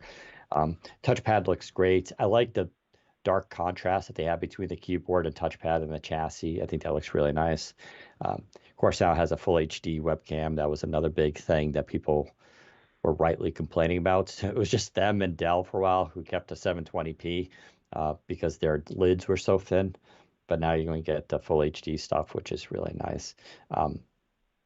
Yeah, I don't know. I don't have too much to say about the Surface laptop. I think it looks great. I'm a little bit sad about the um, lack of Alcantara, but I look forward to testing that out. I think for me, the Surface Pro is still going to be the more interesting device, just because I do like that form factor, but the delta between the limits of what that device could do versus what, say, an XPS 14 could do was just becoming so great that it was hard for me to sort of stick with those.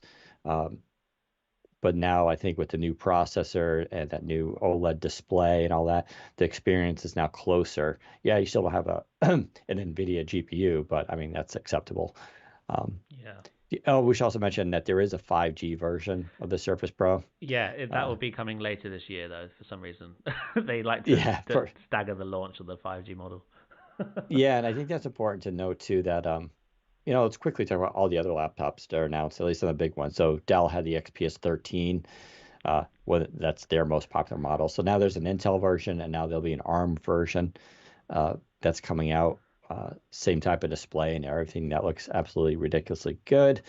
Lenovo had two, the T14X, I think it was called, um, which is, as I mentioned earlier, their most popular mid-range business laptops. The T14's been around forever. It's a legendary kind of device. Then they also have a Yoga Slim 7X, I believe it is, which looks really nice. It's a Dave 2D had a hands-on with that, where he showed how thin the display bezels are on it, and he was arguing how you're getting so much laptop packed into like a really tiny form factor that was kind of mind-blowing. So that was Lenovo, Dell, XPS, HP. HP went all out. They typically announce three laptops, but it's actually really two laptops. Um, you have the OmniBook X, and then you also have the EliteBook. I'm going to screw up the name. EliteBook Ultra something. I forgot its name. Uh, and they're the same laptop. So they're the same laptop, except that the color options are different. The business version gets the dragonfly blue color, whereas the consumer version basically comes in a white or a silver gray option. The only differences between that is also the fact that the business version ships with Windows 11 Pro, as well as Wolf Security and all of HP's security suite, which again makes sense, whereas the consumer versions do not. What's really interesting is HP wiped the slate on its PC brands and portfolio. It got rid of Spectre. It got rid of Dragonfly. It got rid of Envy. It got rid of Pavilion. They're all gone. They're just now going to be HP OmniBook, OmniDesk, and Omni Studio. So Omni Studio would be an all-in-one. OmniDesk is a desktop, and Omni Book is for laptops. And then within that, there'll be tiers. So you have an OmniBook 3, a 5, a 7, an X, and an Ultra, which is really interesting because going by that standard, they announced an OmniBook X, which means by definition, there will be an OmniBook Ultra at some point. What that's powered by, no one knows. I wouldn't be surprised if that's an Intel AMD model that ships with the GPU, but that's just a guess. And of course, the lower the number goes, the less performance, the more affordable it is, and the higher you go. So an OmniBook X is pretty upper tier for them, whereas the EliteBook is an Ultra. So that laptop looks to be their kind of pinnacle design. They'll still have sometimes numbers after that to separate the models, but that's kind of how that works. And on the business side, yeah, so it'll be EliteBook, but they're even numbers, 2, 4, 6, 8, X, and Ultra, I believe, for those. And it's the same thing. You have EliteBook, EliteDesk, and Elite Studio to separate those. And that's it. That's going to be there. I don't know about ZBooks. I got to find out about the ZBook line. They didn't mention that one. Those may stay separate, but I'm not 100% sure. If you don't know, ZBooks are their workstation, professional workstation laptops. They're actually really, really nice. I don't know the status there of those. OmniBook, though, is interesting because that's part of their history. The first OmniBook came out in 1992, I want to say, and then it was phased out in 2002 with the acquisition of Compaq.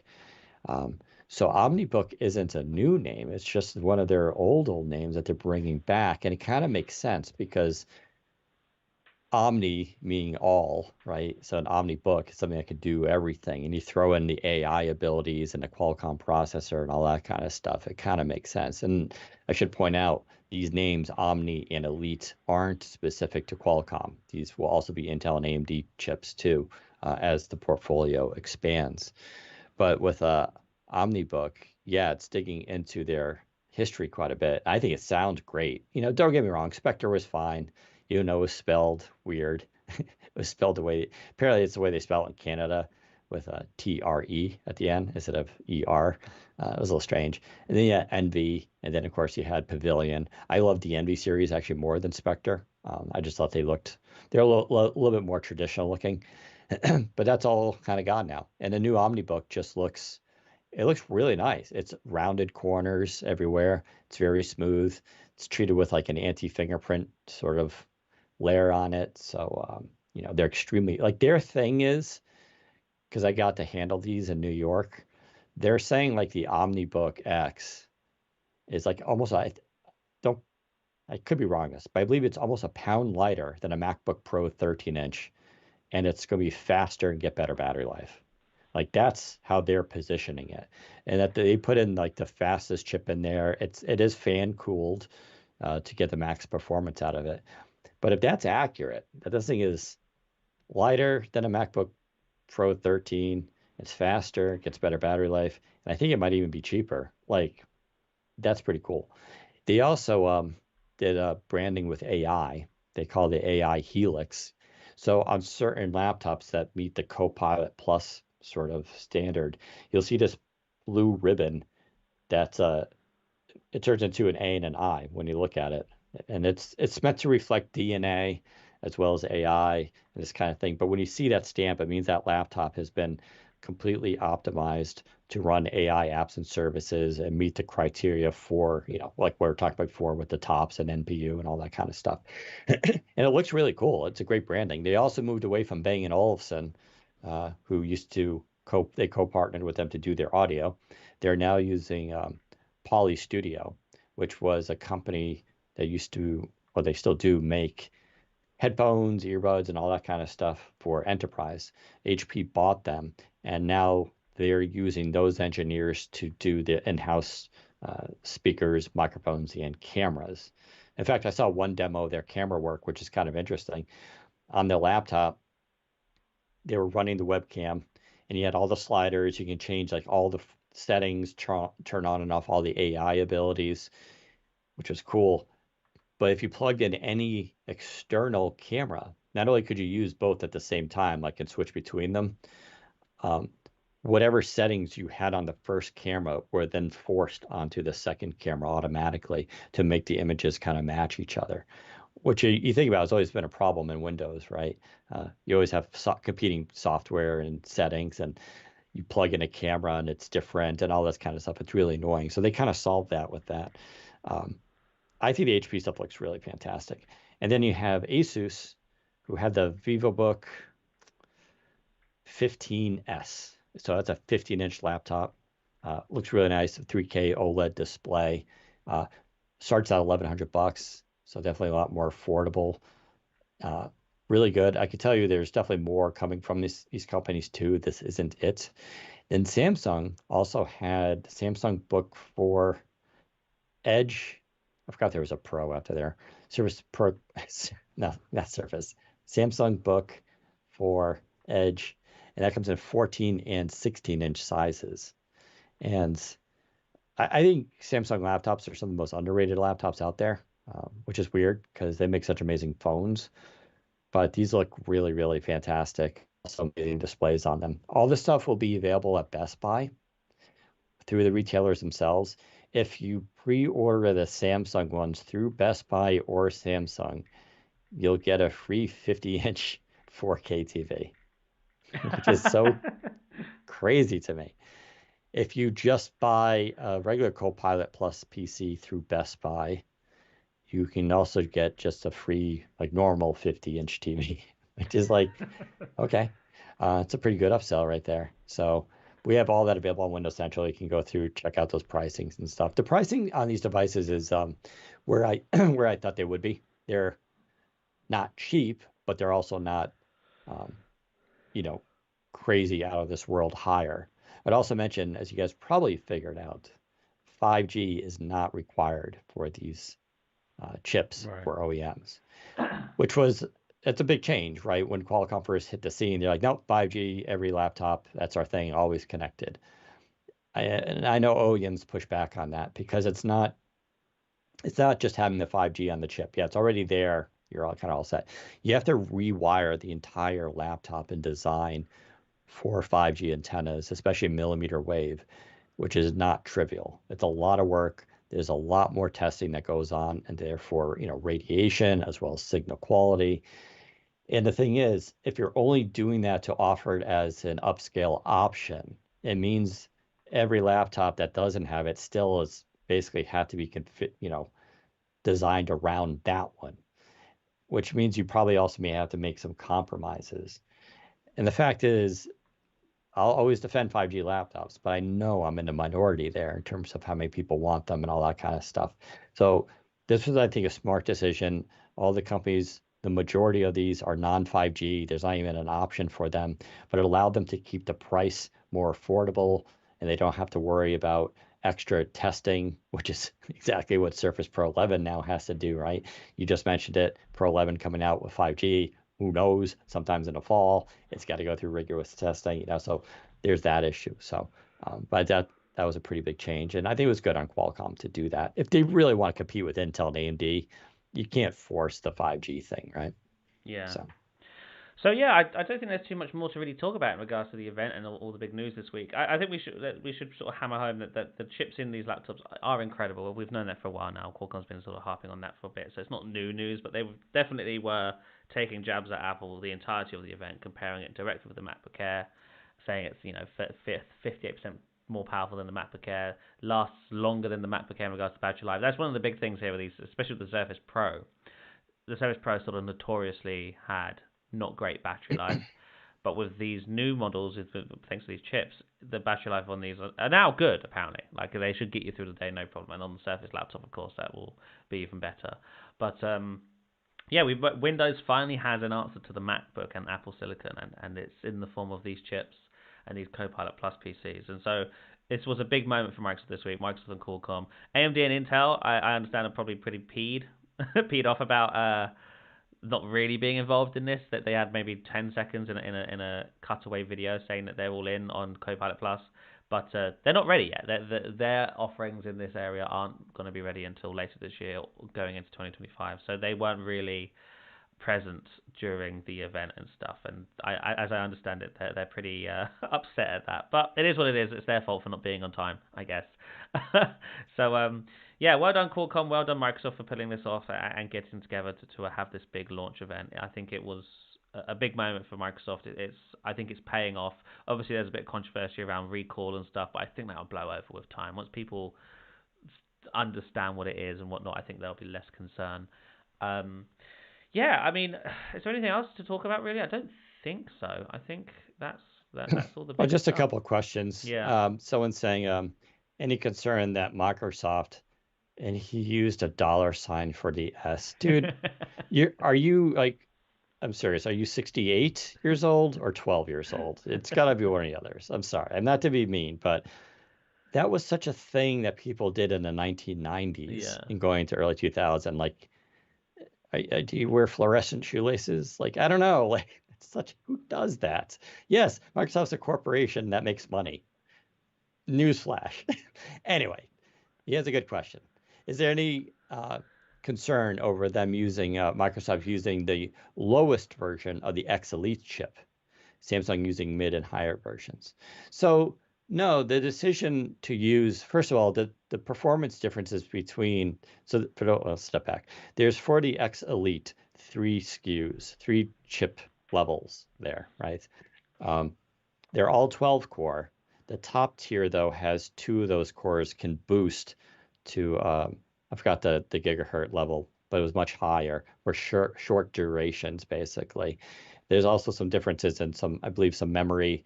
And we have it listed on the site somewhere, all the exact specs. It's not a huge difference.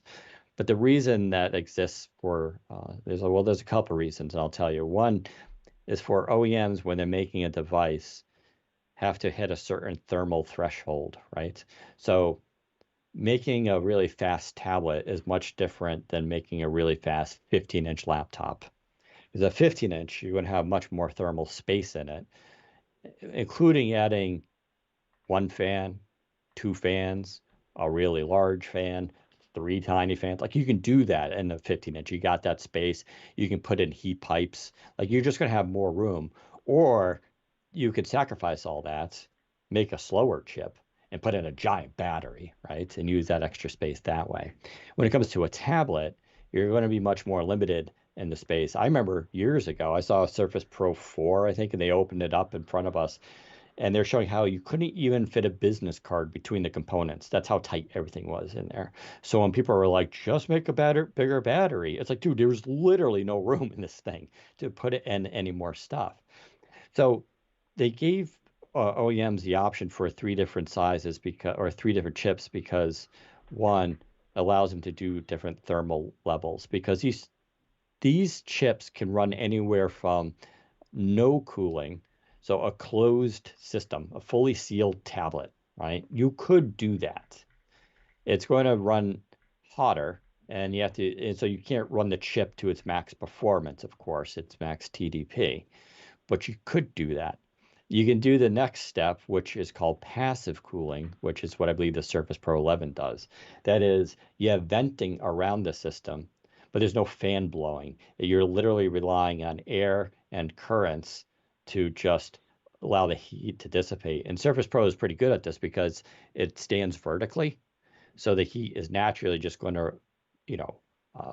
go upwards out of the device. So that's one way you can cool. And then, of course, there's active cooling, which I just mentioned, which is where you put in fans. 1 fan, 2 fans, 3 fans, 1 giant fan. You can put a heat pipe. You can put in vapor cooling, which is even a higher level. Like, you can do all that. The more thermal stuff you put in there, the higher end chip you can put in there, and the faster, the more TDP, the more power you can push through that chip to achieve not only higher performance, but higher sustained performance, right? That's the difference between a MacBook Air and a MacBook Pro. MacBook Air can hit some really great speeds. Can it maintain those speeds like a MacBook Pro? No, it cannot. That's the difference. Because the idea is with a Pro, you're going to be editing a video, you're going to be using something, for 15, 20 minutes. You're going to you don't want that to burst to 4.2 gigahertz and then drop back down, right? You need it to go up to that speed and stay there. Yeah. So whereas you're buying a more affordable device that's a little bit more mid-range, where someone isn't doing that, that's less important. So they don't need this. That's what a MacBook Air is for people who just want to do basic computing. Would you ever tell someone to go buy, oh, I'm a professional videographer. I shoot 4K 120 frames per second. 20-minute things. I'll be okay with a MacBook Air, right? No, you would tell them, no, go get a MacBook Pro. You'll get much better thermals and performance out of it. Well, that's the same thing here. There's also the pricing thing. OEMs want to hit certain pricing criteria. And yes, every little dollar matters in this case. And so for the class of device, like, does a Surface Pro need to be as powerful as a Samsung 15-inch laptop? Like, it would be nice, but I think many people would argue that, you would get the the Samsung 15-inch laptop to do heavier lifting, more professional stuff, whereas the Pro is geared towards something else, right? So you have these sort of different classes of devices, different price points, different thermal considerations. So it's not a concern of mine. It's what that company is trying to achieve. Because don't forget, there are sensors, they're called skin sensors in laptops, that determine the temperature of the device's outer shell, what you touch and feel. And they have to max out that temperature. It's usually no more than 105 degrees Fahrenheit. Gaming laptops do go higher than that. But the idea here is you don't want to touch it and almost get burned or have something really uncomfortable. And so they get these different chips that can do different things. It gives OEMs flexibility in building their device, pricing them, thermal considerations, and all that. So that's just the way it works. And it allows companies sometimes, a company may have to choose oh, we can put in an OLED display, but then it's going to drive the price up to over our base cost that we want for this because they want to have a certain profit margin. Or, we can just put a regular LCD display in, right? And then we can recoup our costs. And sometimes you get that trade-off. It's or we can put the most expensive chip in there, but then we can't put the OLED in. And we think our audience may prefer the OLED instead. So let's put in the chip that performs a little bit less. But don't forget, all these chips, even the Plus chip, the Qualcomm Snapdragon X Plus, is supposed to be 10% faster than the M3 chip, right? So you're still talking about immense power here, and it's really going to be degrees of difference. It's going to be very minimal between these. And although, as Zach was pointing out, they were on stage comparing this stuff to MacBook Air, it's because they had to, right? It would be a little weird if Microsoft got on stage and been like, check out our new Surface laptop. It is 20% faster than HP's Dragonfly. And it blows away Lenovo's ThinkPad X1 Carbon, right? They're not going to do that on stage, right? So Microsoft, by its position, needs to compare it to Apple. Yeah. HP can go, HP. Oh, sorry, go ahead. I was saying, and they also can't really compare directly with Intel or AMD either because they're also partners and they were also in the audience at the event, and so they were stuck between a rock and a hard place. They kind of had no choice but to aim at Apple. Yeah, and I put this out on Twitter. I might even do an article on it because to me this is obvious. Not like HP can go and compare to Lenovo and all that. They can do that, right? Because that's their business. But Yeah. Microsoft's business is different. But I'll just point this out here. All the talk with Qualcomm and Apple and comparing the stuff to Apple, it's marketing. It's trolling fanboys 100%. And we do it too. When I write an article Qualcomm brings the receipts and dunks on Apple, I knew that was going to irritate Apple fans. Mm-hmm. And then some of them would read it, some of them will share it, some of them will get social interaction. But Qualcomm and Microsoft's real competition, well, Microsoft's competition is Apple. I would say HP competition is less Apple, and it's more about Lenovo and all that kind of stuff. Qualcomm's competition is not Apple, though. All right. That's just for the fans. So every time you engage online with that, especially the Apple people, you're literally playing into their hands because that's the point of it. Qualcomm's real competitor is Intel and AMD through and through because most people aren't going to go to the store and be like, should I get this Surface, the Surface Pro 11, or should I get a MacBook Pro 15-inch? Like, those are very different devices and do very different things, right? So it's weird. You know, a lot of people's shopping decision is simply based on your previous experience. Did you have an HP laptop? Yes. Did you like it? I did. It was really good. Is there a newer version? Yes. Is it better? Yes. Can I afford it? Yes. Okay, cool. I think I'll buy that then because it's what I know. And oh, you bought an HP laptop. Did you like it? No. Are there alternatives? Yes. Lenovo has this, Dell has this, Acer makes this one. Do I like those? Oh, I think I like that's the decision thinking that people do. Rarely does someone go, I had an HP laptop. I don't like it. I never tried Lenovo, I never tried Dell, I never tried Acer, or I never tried Microsoft. What about a Mac? You know, and it's like there will be some people that do switch, obviously, but most people want to stick to their operating system and stick to the apps they know. It's one reason why a lot of Mac people don't switch to Windows is because they know their Mac apps. And heck yeah, but they don't have Final Cut on Windows, right? So that's what I can't switch over. So Zach, you have anything to add to that? Yeah, just to add, because I saw a few people asking what the specific model numbers for the CPU clocks on the X Elite. So both the laptop and Pro come in both X1E78 and X1E80 configs. I think it's dependent on the RAM selection because you don't see what model it is when you select just X Elite. I'm assuming at least, this could be wrong, but if you select 16 gig, you get 7/8, and if you select 32 gig, you get 80. And so if you are looking for and I believe that's the lower and mid-tier X Elite chips. I don't think there's a high-end X Elite chip option in either Surfaces. So if you want the best of you can possibly get in a Surface, you'll have to go for the 32 gig or 64 gig RAM options, which I'm not going to do that. I'm going to stick 16. I think the 7/8 is probably fine enough. So, the user Ziv Zoolander is talking about how these NPUs really aren't usable, and I asked what he meant by that, and he says it's doubtful first-gen NPUs for AI PCs get much use with average consumers. By the time the apps are there, it'll make more sense to be on a cheaper, newer second or third generation hardware. All right, so first of all, what Qualcomm is doing is second generation NPU. That's what I've been trying to explain the whole podcast. It's 45 tops, whereas the previous NPU was like 11 tops. Even the M3 is only 18 tops. Even the M4 is only 38 tops, right? Yeah, keep in mind the first NPU in a Surface was the Surface Pro X in 2019, and that could output 9 tops. So. Yeah, that's correct. Yeah, Zach's right. All the current ARM Windows devices on the market all have NPUs in them, which is why they could do Windows Studio effects where the Intel ones couldn't. So we're already on that. The other thing is, as far as the apps are there, like literally these devices ship with a new version of Windows that has AI features built into it that rely on the NPU. That includes Recall, it includes Creator, and the advanced Windows Studio effects. I think there's something else there too with AI Explorer. You're also getting all these. There are apps in development that are coming out, and yes, there will always be more apps next year than this year that have support for AI.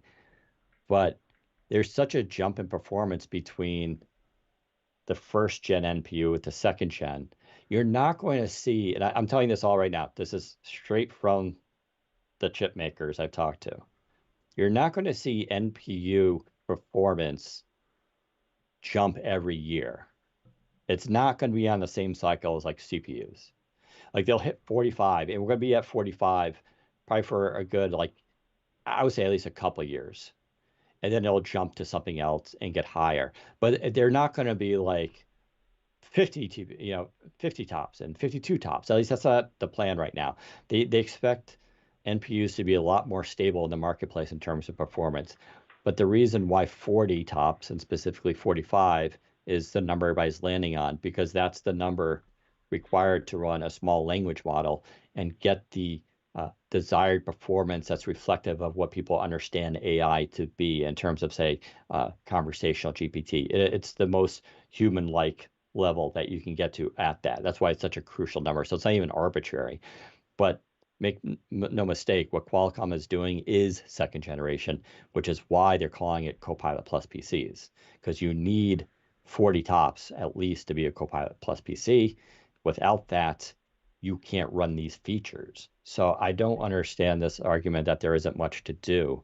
There's going to be a lot to do right out of the box. So yeah. Yeah. Right. I guess with that, I think we could probably end the show. We can do Q&A as always, because I don't think I've got any more to say. Sounds good. Yeah, we'll probably think of something after the podcast. I'm sure there's always stuff. Yeah. But stay tuned. Computex is right around the corner. We will be there. A lot more announcements coming out. Yes, there are some more ARM laptops coming. I can tell you that much.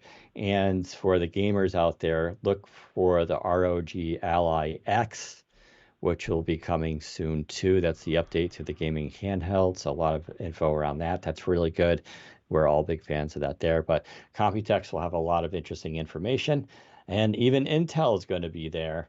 And trust me, Intel is not sitting by idly. I think Lunar Lake, my prediction is this with Lunar Lake. It's going to be a huge jump it'll be a big jump in performance and a really big jump in efficiency. I don't think they'll match ARM, but I think they're going to close the delta to a point where ARM will still be better, but the Intel ones will still be damn good. Like for a lot, because I've always talked about this diminishing returns thing. Like if I told you your laptop gets 25 hours of battery life, right? Oh my God, that's insane. Like, yeah, but this one gets 18 hours of battery life. Oh, how many of you are gonna be, oh my God, that sucks. Screw that.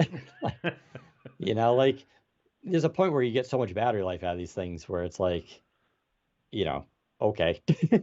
You just want what most humans want to know is, can I use this realistically all day? And I mean like 10 hours behind the screen on doing things.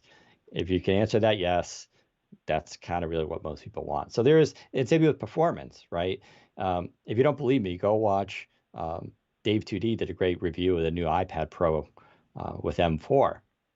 And his analysis was really interesting. He's like, is this display better? Because it's now OLED, it hits 1,000 nits, has this new technology in it. Like, he says, if you put it next to the 2019 iPad, he says, yes, you can totally tell the new one's better. If you didn't, though, and you just looked at the 2019 or just looked at the new one, you couldn't tell the difference. He says and he says the same with the power of it. What he says he uses the iPad for, all that power in the M4 on an iPad is a lot of it's going to waste. Like people aren't like running like serious apps. He did come out with one thing that the new iPad can do that he couldn't do in the old one, which is he can run 4 simultaneous, I think, iPhones or DSLR cameras through the iPad, which then goes to a server so he can process video live for his videos. And this thing acted like a manager where you could just jump between screenshots. And that's admittedly very cool, but that's also admittedly super niche, right? Most of us don't need that ability. But the processors have gotten so good in battery life and performance. He's even saying like his 2019 iPad is just as good as this one. So we just gotta be careful with this stuff, not to overhype it too much and to be like, I expect the same thing to happen with Qualcomm, and our processors. So there. Cool. All right, you want to wrap it up? Yeah. Well, we'll see what happens next week. Next week I am traveling on Friday, but maybe we'll do a podcast the Thursday, or we'll do the following week following Computext. But yeah, follow me Twitter, Daniel_Rubino, Rubino. That's on Twitter, and on Threads. You can follow Zach at ZACBOWDEN. As always, we'll take some questions here from the audience that we haven't already answered, and you can join us next time on the podcast. Thanks for listening. Take care, everyone. Awesome. So if you have any questions, feel free to put them in the chat and we'll hang around for a bit and do our best to answer them. I've seen a few people asking already about next-gen Surfaces and stuff, Surface Go, Surface Pro, Surface Laptop. There's not too much to really talk about right now. As far as I'm aware, a Surface Laptop Studio 3, Surface Pro 11, oh sorry, 12 I guess, and a Surface Go with ARM are all planned. And to my knowledge, they are all planned to be offered with at least an ARM configuration alongside Intel, if not exclusively ARM. So I will see. It's too far out to really know for sure what the specifics are around that will be. But as I understand it, the goal is for all future Surface PCs, price permitting, of course, all future Surface PCs will have at least an ARM configuration of some kind.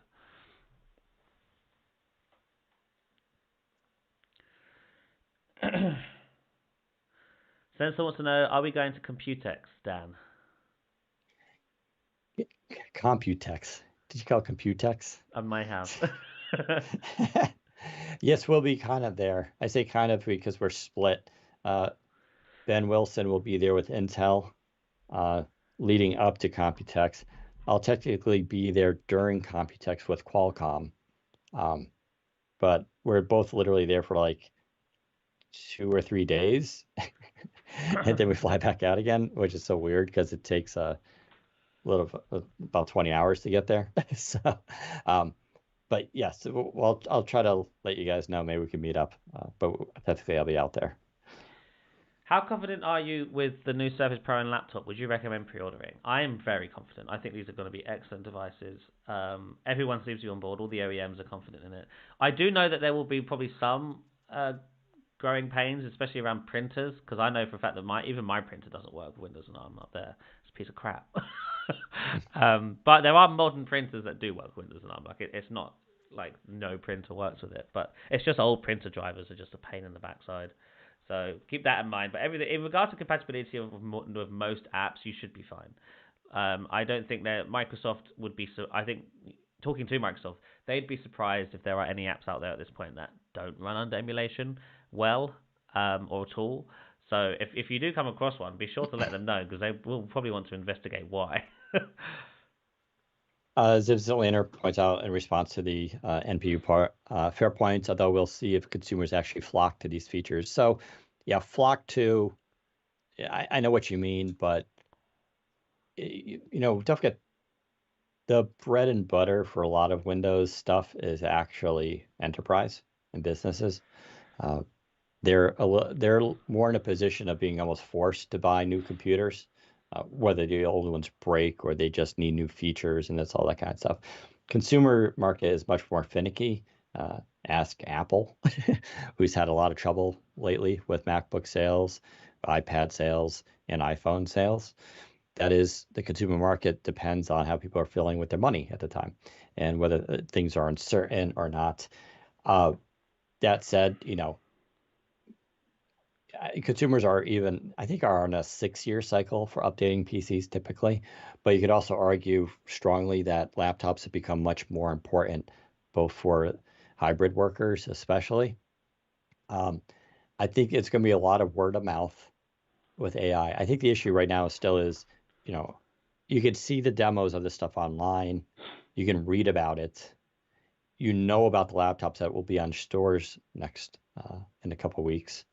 But until you try it yourself, you're not going to get it, right? Or not until you start seeing a wave in media, people talking about what they've been doing with it.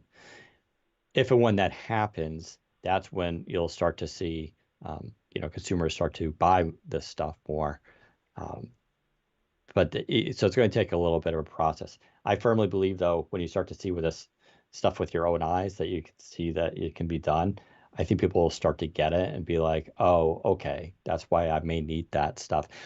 Even if you throw away the AI stuff, this is how I ended my article the other day. It was like, at the very least, you're going to get a laptop now that's as good, if not better, than a MacBook, Yeah, right? In terms of performance and battery life. That scenario is like the worst that can happen.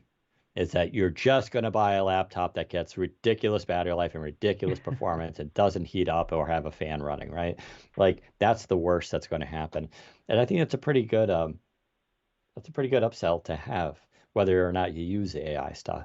I do think though the AI stuff, it's going to be huge. Every company I talk to, and by the way, with the enterprise stuff, I asked specific companies about enterprise and ARM, and they're like, oh no, enterprise is really, really interested in ARM stuff. They see what it can do and they want it.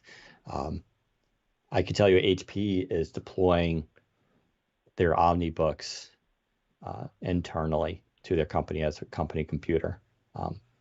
Which you may be like, okay, well, obviously, but it's not really obvious, right? Because there's a lot of elite books, right? HP has a huge range of elite books that they could be offering, but they are going to be, a lot of these companies are going to be internally using their own stuff because they're very believe in it. But businesses are very, specifically small to medium businesses are the ones that you'll see really adopt ARM laptops. Big corporations, the more conservative ones, the ones that are really running legacy software and all those kinds of stuff, as always, are slower to pivot. So don't expect them. But this, one company I talked to said that they saw huge interest from SMBs. So I think that's going to be accurate. Will Surface make a return to the all-in-one market with a new Surface desktop? I don't think so. I mean, Yeah. I never say never, right? Like people's minds can change and roadmaps can change stuff. But to my knowledge, right now, the current actively developed product lines under Surface: Surface Pro, Surface Laptop, Surface Laptop Studio, Surface Go, and Surface Laptop Go. Those are the 5 that survived the great culling of 2023, or whenever it was when they stripped Surface back and fired a bunch of people. All the other stuff, all the peripherals and other than obviously like the ones that are related to Surface Pro and laptop and whatnot, all of the other stuff like headphones, earbuds, keyboards, mice, that was all sort of cancelled and scrapped. They can, like I said, they can revive things if they want to, if they see that there's demand for it. But I don't think there's much demand for a Surface Studio that costs $4,700. So I think they would definitely have to rethink its kind of purpose. I Yeah, will I say agree. and I did, I did hint at this, right? So I talked about HP's rebranding and that they're going to have Elite Studio and Omni Studio categories. Mm-hmm. These are their all-in-ones. Like, I don't know why they would be so open about that branding for that category if they didn't see promise there.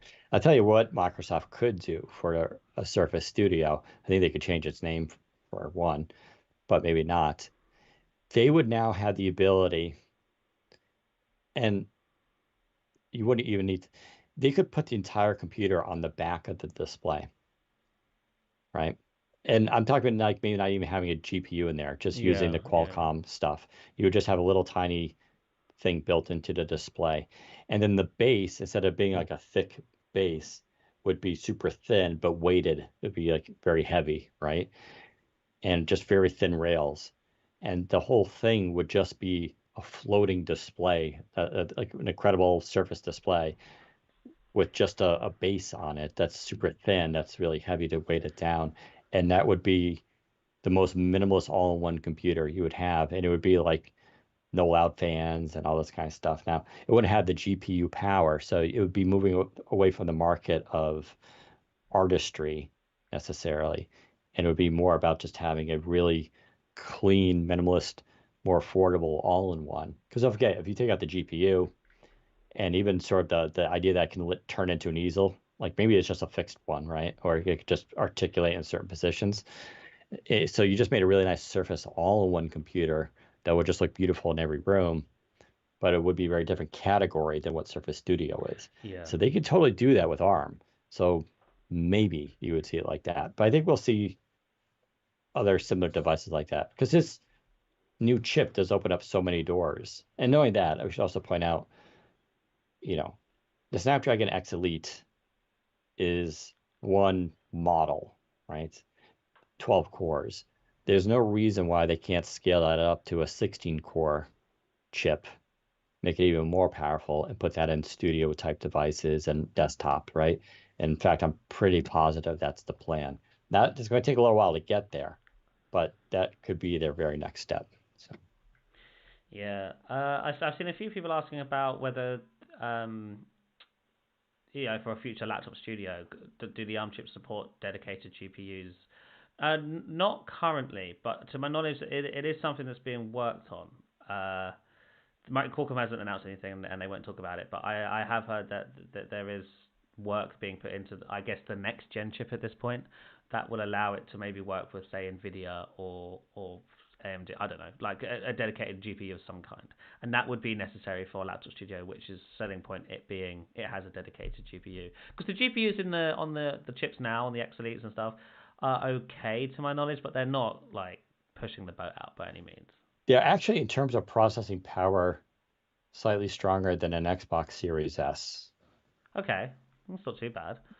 The issue is the lack of native Right, of course, yeah, yeah. ARM64 Which is changing. stuff Oh, to we run should. on them. That's what we should have Yes, mentioned. Adobe announced that Premiere Pro and stuff's coming to ARM, which is right. a big deal. Yeah. But oh well. Yeah, no, Qualcomm's always actually made very powerful GPUs because if you think about it, like the mobile, what people do on their phones now for uh, video recording, 4K 60, 4K 120, as well as playing video games, right? Their GPUs are very powerful. You just need software that is optimized for it, and that's the missing gap right now. Juan asked, have you spent a decent time with the M series chip? Can you speak to how these chips compare to that? My M1 Mac is fast, stays fairly cool, battery life still insane. So I can tell you that these chips will blow away the M1 in terms of performance. Um, stays fairly cool. It'll be the same thing. It will depend on the device. Like I said, some devices, like a Pro 9, will be passively cool, just have vents. Some will be actively cool with fans, but they're supposed to be, you're barely ever going to hear the fans, Yeah, if I was at gonna all. say, I was running they were letting us run like benchmark stuff on the devices in the showroom floor, but you couldn't hear them. Like the fans, you could feel that there was a slight breeze, but they weren't like it wasn't like a helicopter or anything. And what's really nice about the fact that all the surfaces do still have fans, which I read some Apple fans were like dunking on. But what it means is sustained performance. Like the MacBook Air will throttle, and these laptops won't. They will, and that's how Microsoft are able to get that 58% faster than the MacBook Air, because over a period of time it will remain fast, whereas the MacBook Air actually slows down because it's getting like too hot and it has to underclock the CPU, the system on a chip. That doesn't happen on these new laptops, Surface and Pro.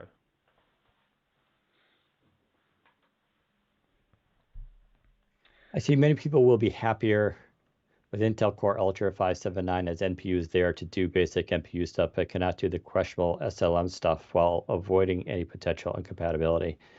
I disagree. 100%. First of all, you use this word incompatibility.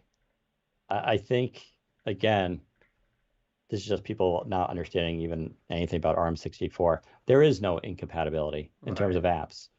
The apps run. There's never going to be a moment where you run software on these things outside maybe one of the Adobe ones, and I think maybe DaVinci Resolve, which is turning into ARM native real soon, actually, where you go to launch the app and it's like, dunk, error, won't run. Like that's not the experience. Apps run on it. The problem was in the past was that they were running in emulation, and because the Snapdragon processors were so slow to begin with, the emulation took even a bigger hit, so it made running those apps slower. These new chips are so fast that combined with the new Prism emulation, you're not supposed to even really notice a difference. It's exactly the same thing how Apple works, right? Apple's the same situation where it can run apps not compiled for ARM through Rosetta 2. Well, Prism is supposed to be more efficient and faster than Rosetta 2. Whether it is or not, that's not true. I don't think people, you mentioned this Intel Core Ultra 579, people are going to, I don't think people are going to know a goddamn difference. Yeah. I mean, most consumers have no idea what you're talking about. They could not tell you the difference between a Core Ultra 7, a U series, an H series, the HX series. They're not going to tell you that. They're going to see a computer, it's going to run Windows, and they're going to be like, it's really fast. It gets all day battery life. Here's the price on it. Here's what it does. They're going to take it home, and it's going to either work for them or it won't work.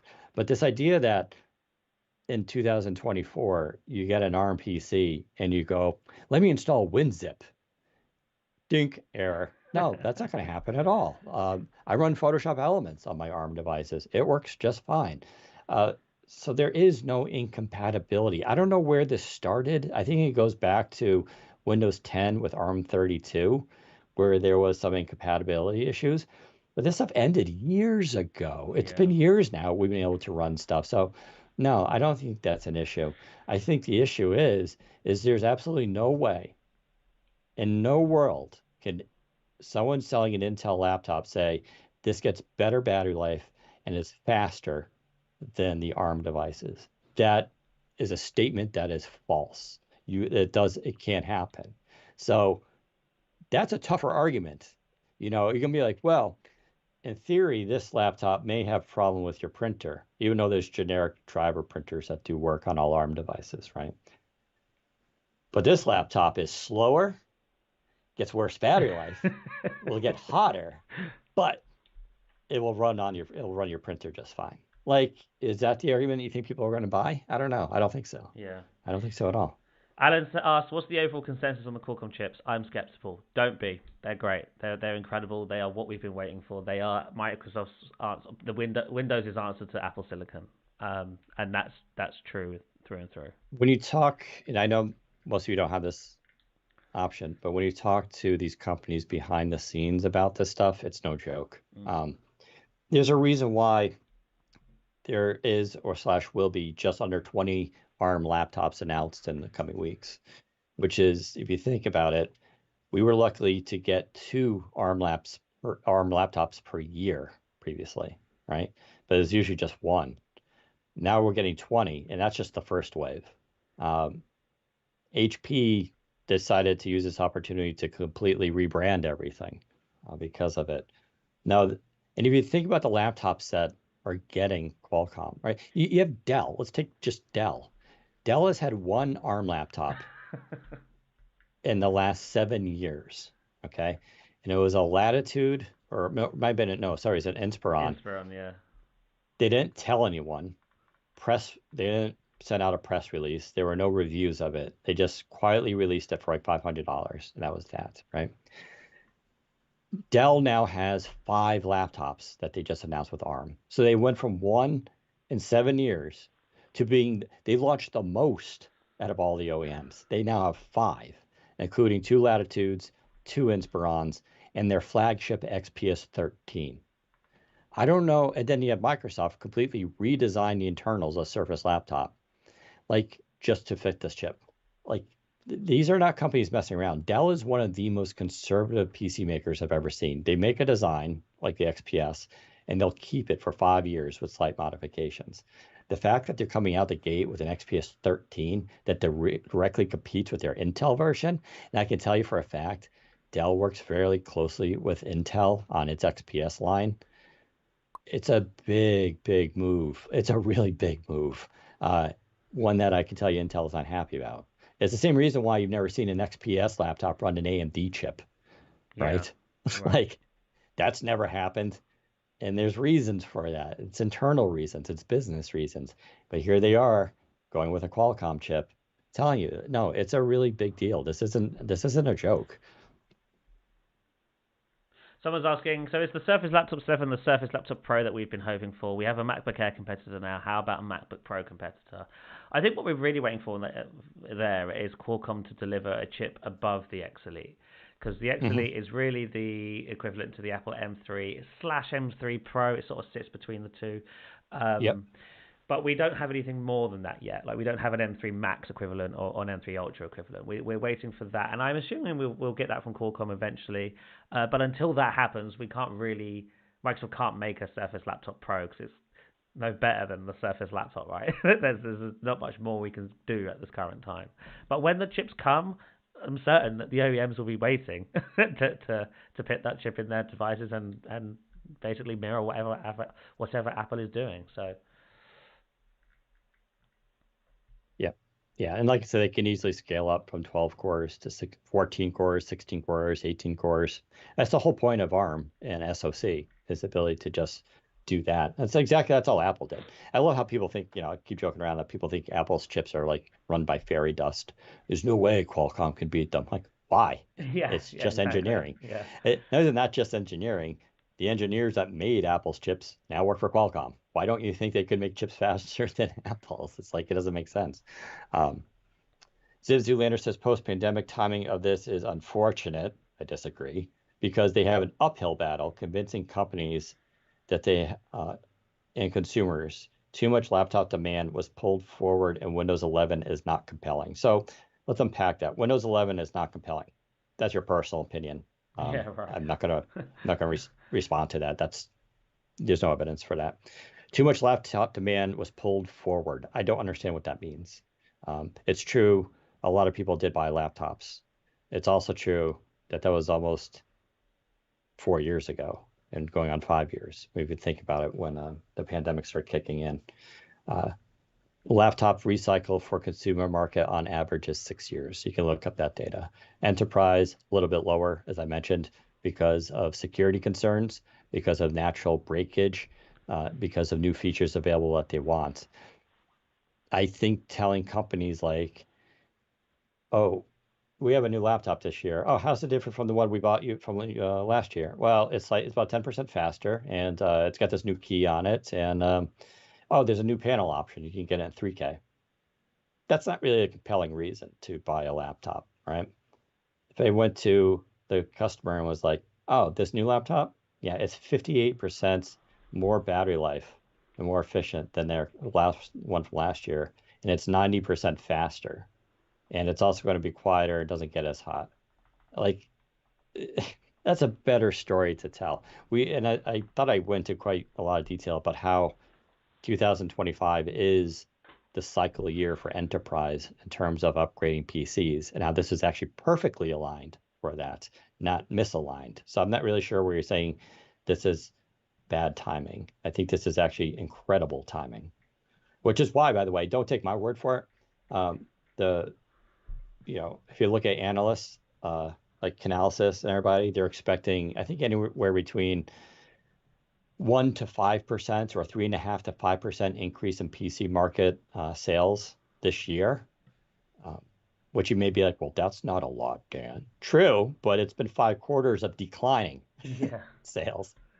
So to go positive and start a trend, which all these companies attribute to being the AI PC, is actually a pretty big deal. So, yeah.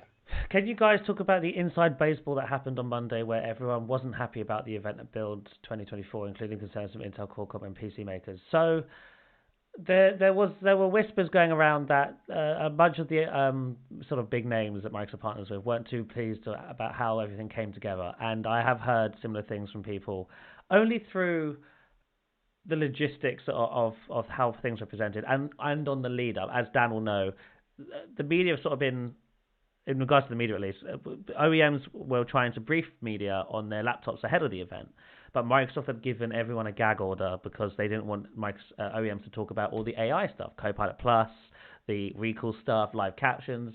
So OEMs were sort of stuck between a rock and a hard place in regards to how they can basically brief the media on their laptops. They can't tell people why these laptops are much better than the previous ones, other than the better battery life and the performance. Of course, they weren't able to talk about the NPU much because Microsoft told them they can't. They're not allowed to talk about any of that. So, funnily enough, we've received like press releases and stuff, and a lot of it was redacted because it was all the Microsoft stuff, all the AI stuff, and NPU stuff.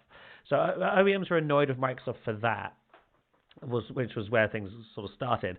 Intel and AMD were mad because they're not really involved in this launch. This Copilot Plus PC launch is quite clearly Qualcomm only, even though Intel and AMD are going to be there and they will have chips that compete.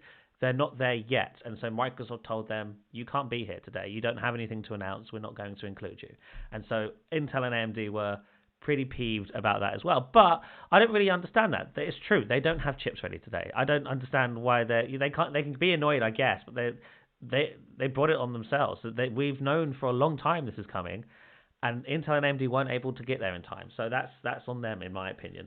Qualcomm, I think, was annoyed because Microsoft really de-emphasized the Snapdragon until quite late into the keynote. If you go back and watch the keynote, they talk about Windows and ARM. They talk about Silicon very generally.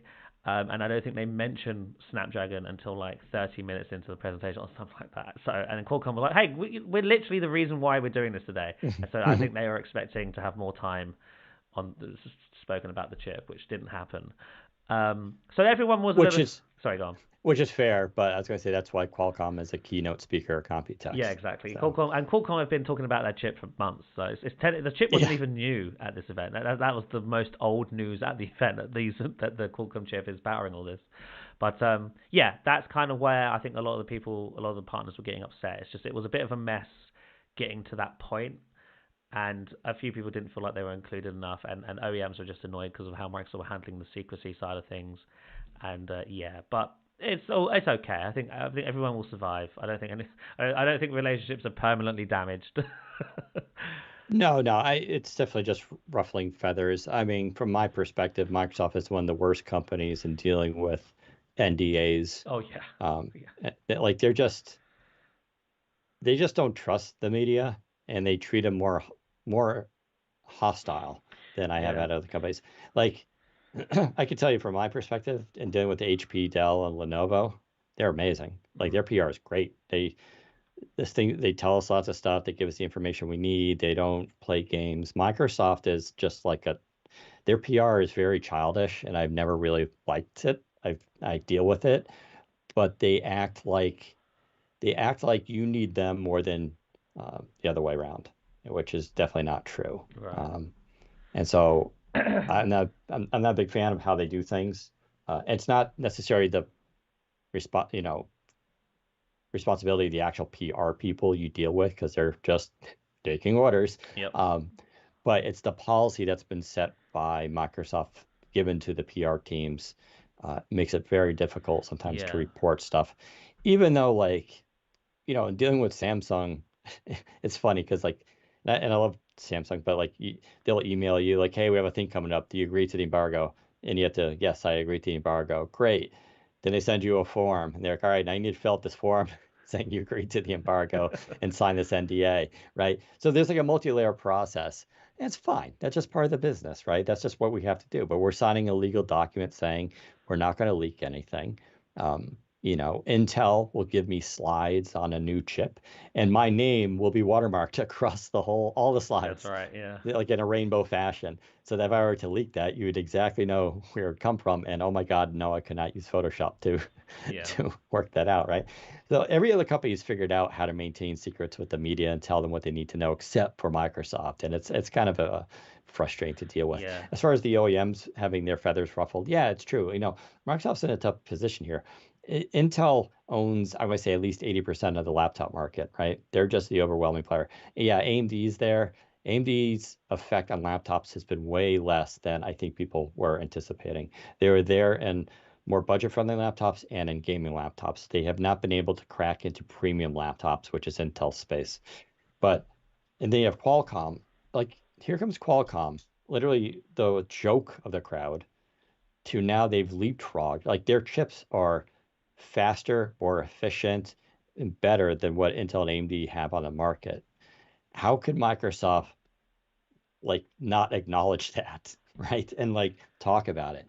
But they have to do it in a way where they're not offending Intel and AMD because it's not like Intel doesn't have its own roadmap, its own plans, and it's going to be completely non-competitive here because I believe they really are. Same thing with AMD.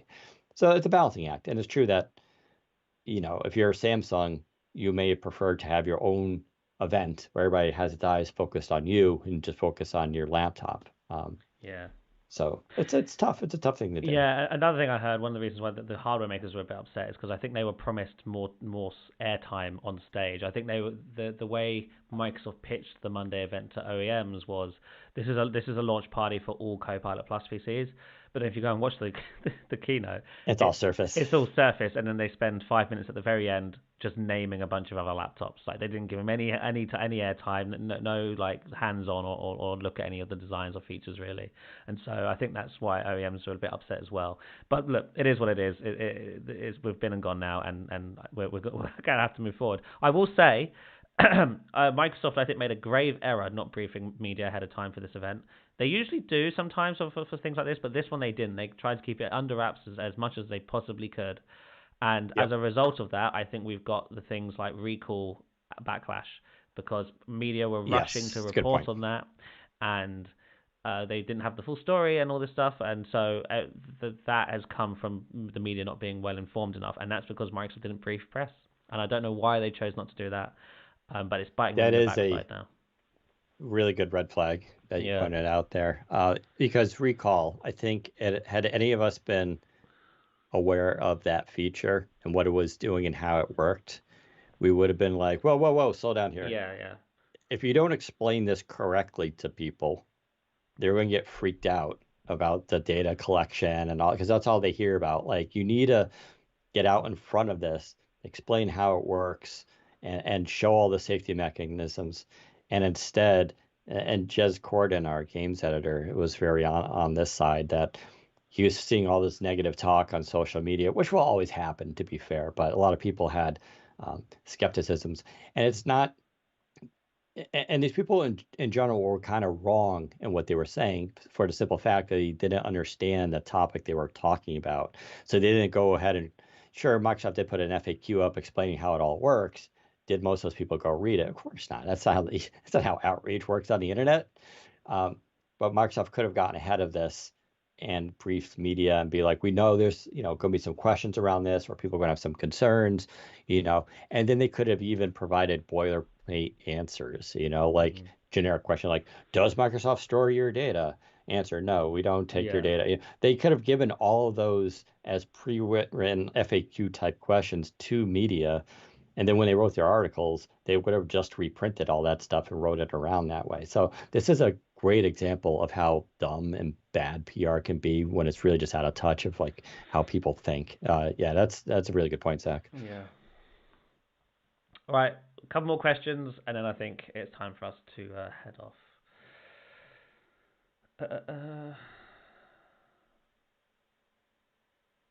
What about Windows itself and CoreOS, maybe in combination with Windows 365 features? Are there any news that CoreOS in the Surface Phone would be fire in combination with Windows 365?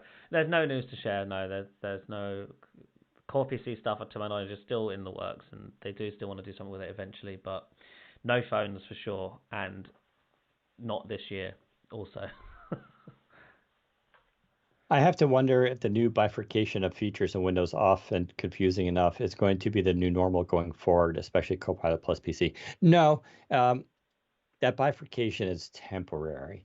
You will see, Intel's been honest about this, that you will see new Intel Lunar Lake chips in laptops shipping in the next few months. Let's say around fall time, maybe. Or a little bit maybe towards the holiday season. I don't have a firm date on it, but they're going to ship quite a few laptops before the end of the year, in which case those laptops will qualify for Copilot Plus. They can then use that branding and get that as well. So there is a little bit of a timing lag here, and Qualcomm's just ahead of it. It's not really a bifurcation issue, though, because it's going to be these things need to come out. As someone pointed out, right? Out of the box, Windows will be able to do a lot of new cool stuff with these chips, but there will also be this idea of like third-party apps that need to come out to make use of them too. So that runway that Intel is going to have to get there is going to give an opportunity for more apps to kind of come up. And Intel is doing a really, really good job of talking to developers. They have their own dev kit. They're trying to get companies to port over their stuff to the NPU, right? So they're doing a lot of the heavy lifting.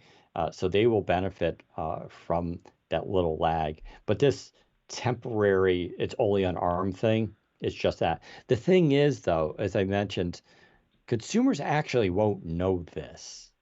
You and I know, Zach knows, this audience knows that a Copilot Plus PC right now technically means it's a Qualcomm ARM processor.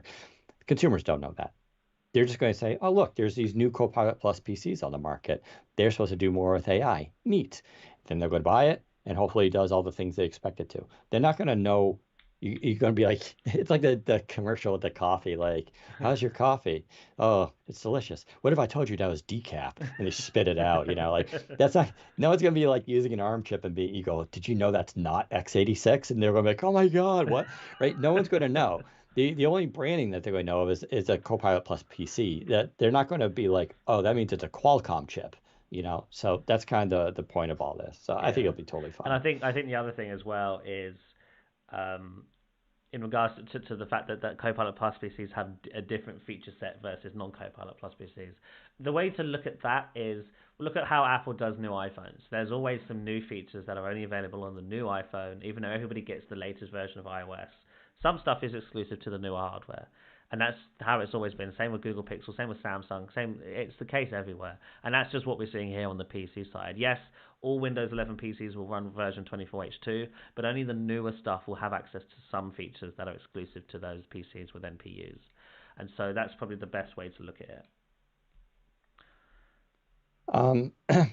Just, I guess, one last one. Would you rather say that the gaming performance on the demos shown was mostly being bottlenecked by translation or the GPU? Translation. Yeah, translation. Do you do you think that a better GPU could make SDX more viable for gaming? I mean, sure, you could always just use raw, horsepower, but I think a lot of this is emulation. As I said, Qualcomm's GPUs are actually pretty powerful. They're just limited by the fact that there's not a lot of games optimized for them. There are some. Unity has made its engine That's right. ARM64 compatible. So it's just I talked about this on a podcast a couple of weeks ago that the problem with games are they're so complicated. It's not just like a program, right? Where it's just this one universal executable file. I don't know if you ever noticed, if you go into a games directory, it's not just game.x, right? Uh, it's got tons of files and libraries and all that. And some of that is their own assets. Some of that is a game engine that comes from a different company like Unreal. And some of it are other libraries that are used from different companies. So all that stuff needs to be eventually converted to ARM64 to make games ARM64 capable.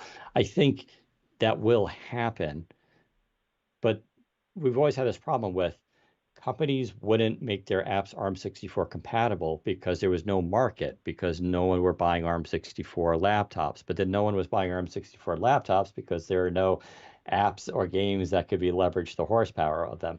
So it was a circular thing. Now Qualcomm's coming in being like, our chip is so powerful that even running emulation is going to be extremely fast. Now that kind of solves that problem. You're going to see, I think, more mass adoption. So you'll start to see games slowly, I think, convert over. But it's going to take an industry initiative to push there. I think also, by the way, handheld gaming, huge opportunity here for this as well, because I think ARM, once optimized for gaming in a handheld, is a much better solution than running x86 in a Yeah, handheld. And I think for all of you that just heard that, when it went ding ding, yeah, that makes a lot more sense to do. So I think that will also be a catalyst for this. for sure. Right, I think that's probably about enough. Thank you everybody for tuning in. Like I said, we are going to try and do these more often, and we are going to do them live and on video again. We may or may not do one next week, but if not, we'll definitely do one after Computex because there'll probably be a lot more to talk about once we've got the news from that event. But yeah, thank you for tuning in, everybody. We shall see you next time.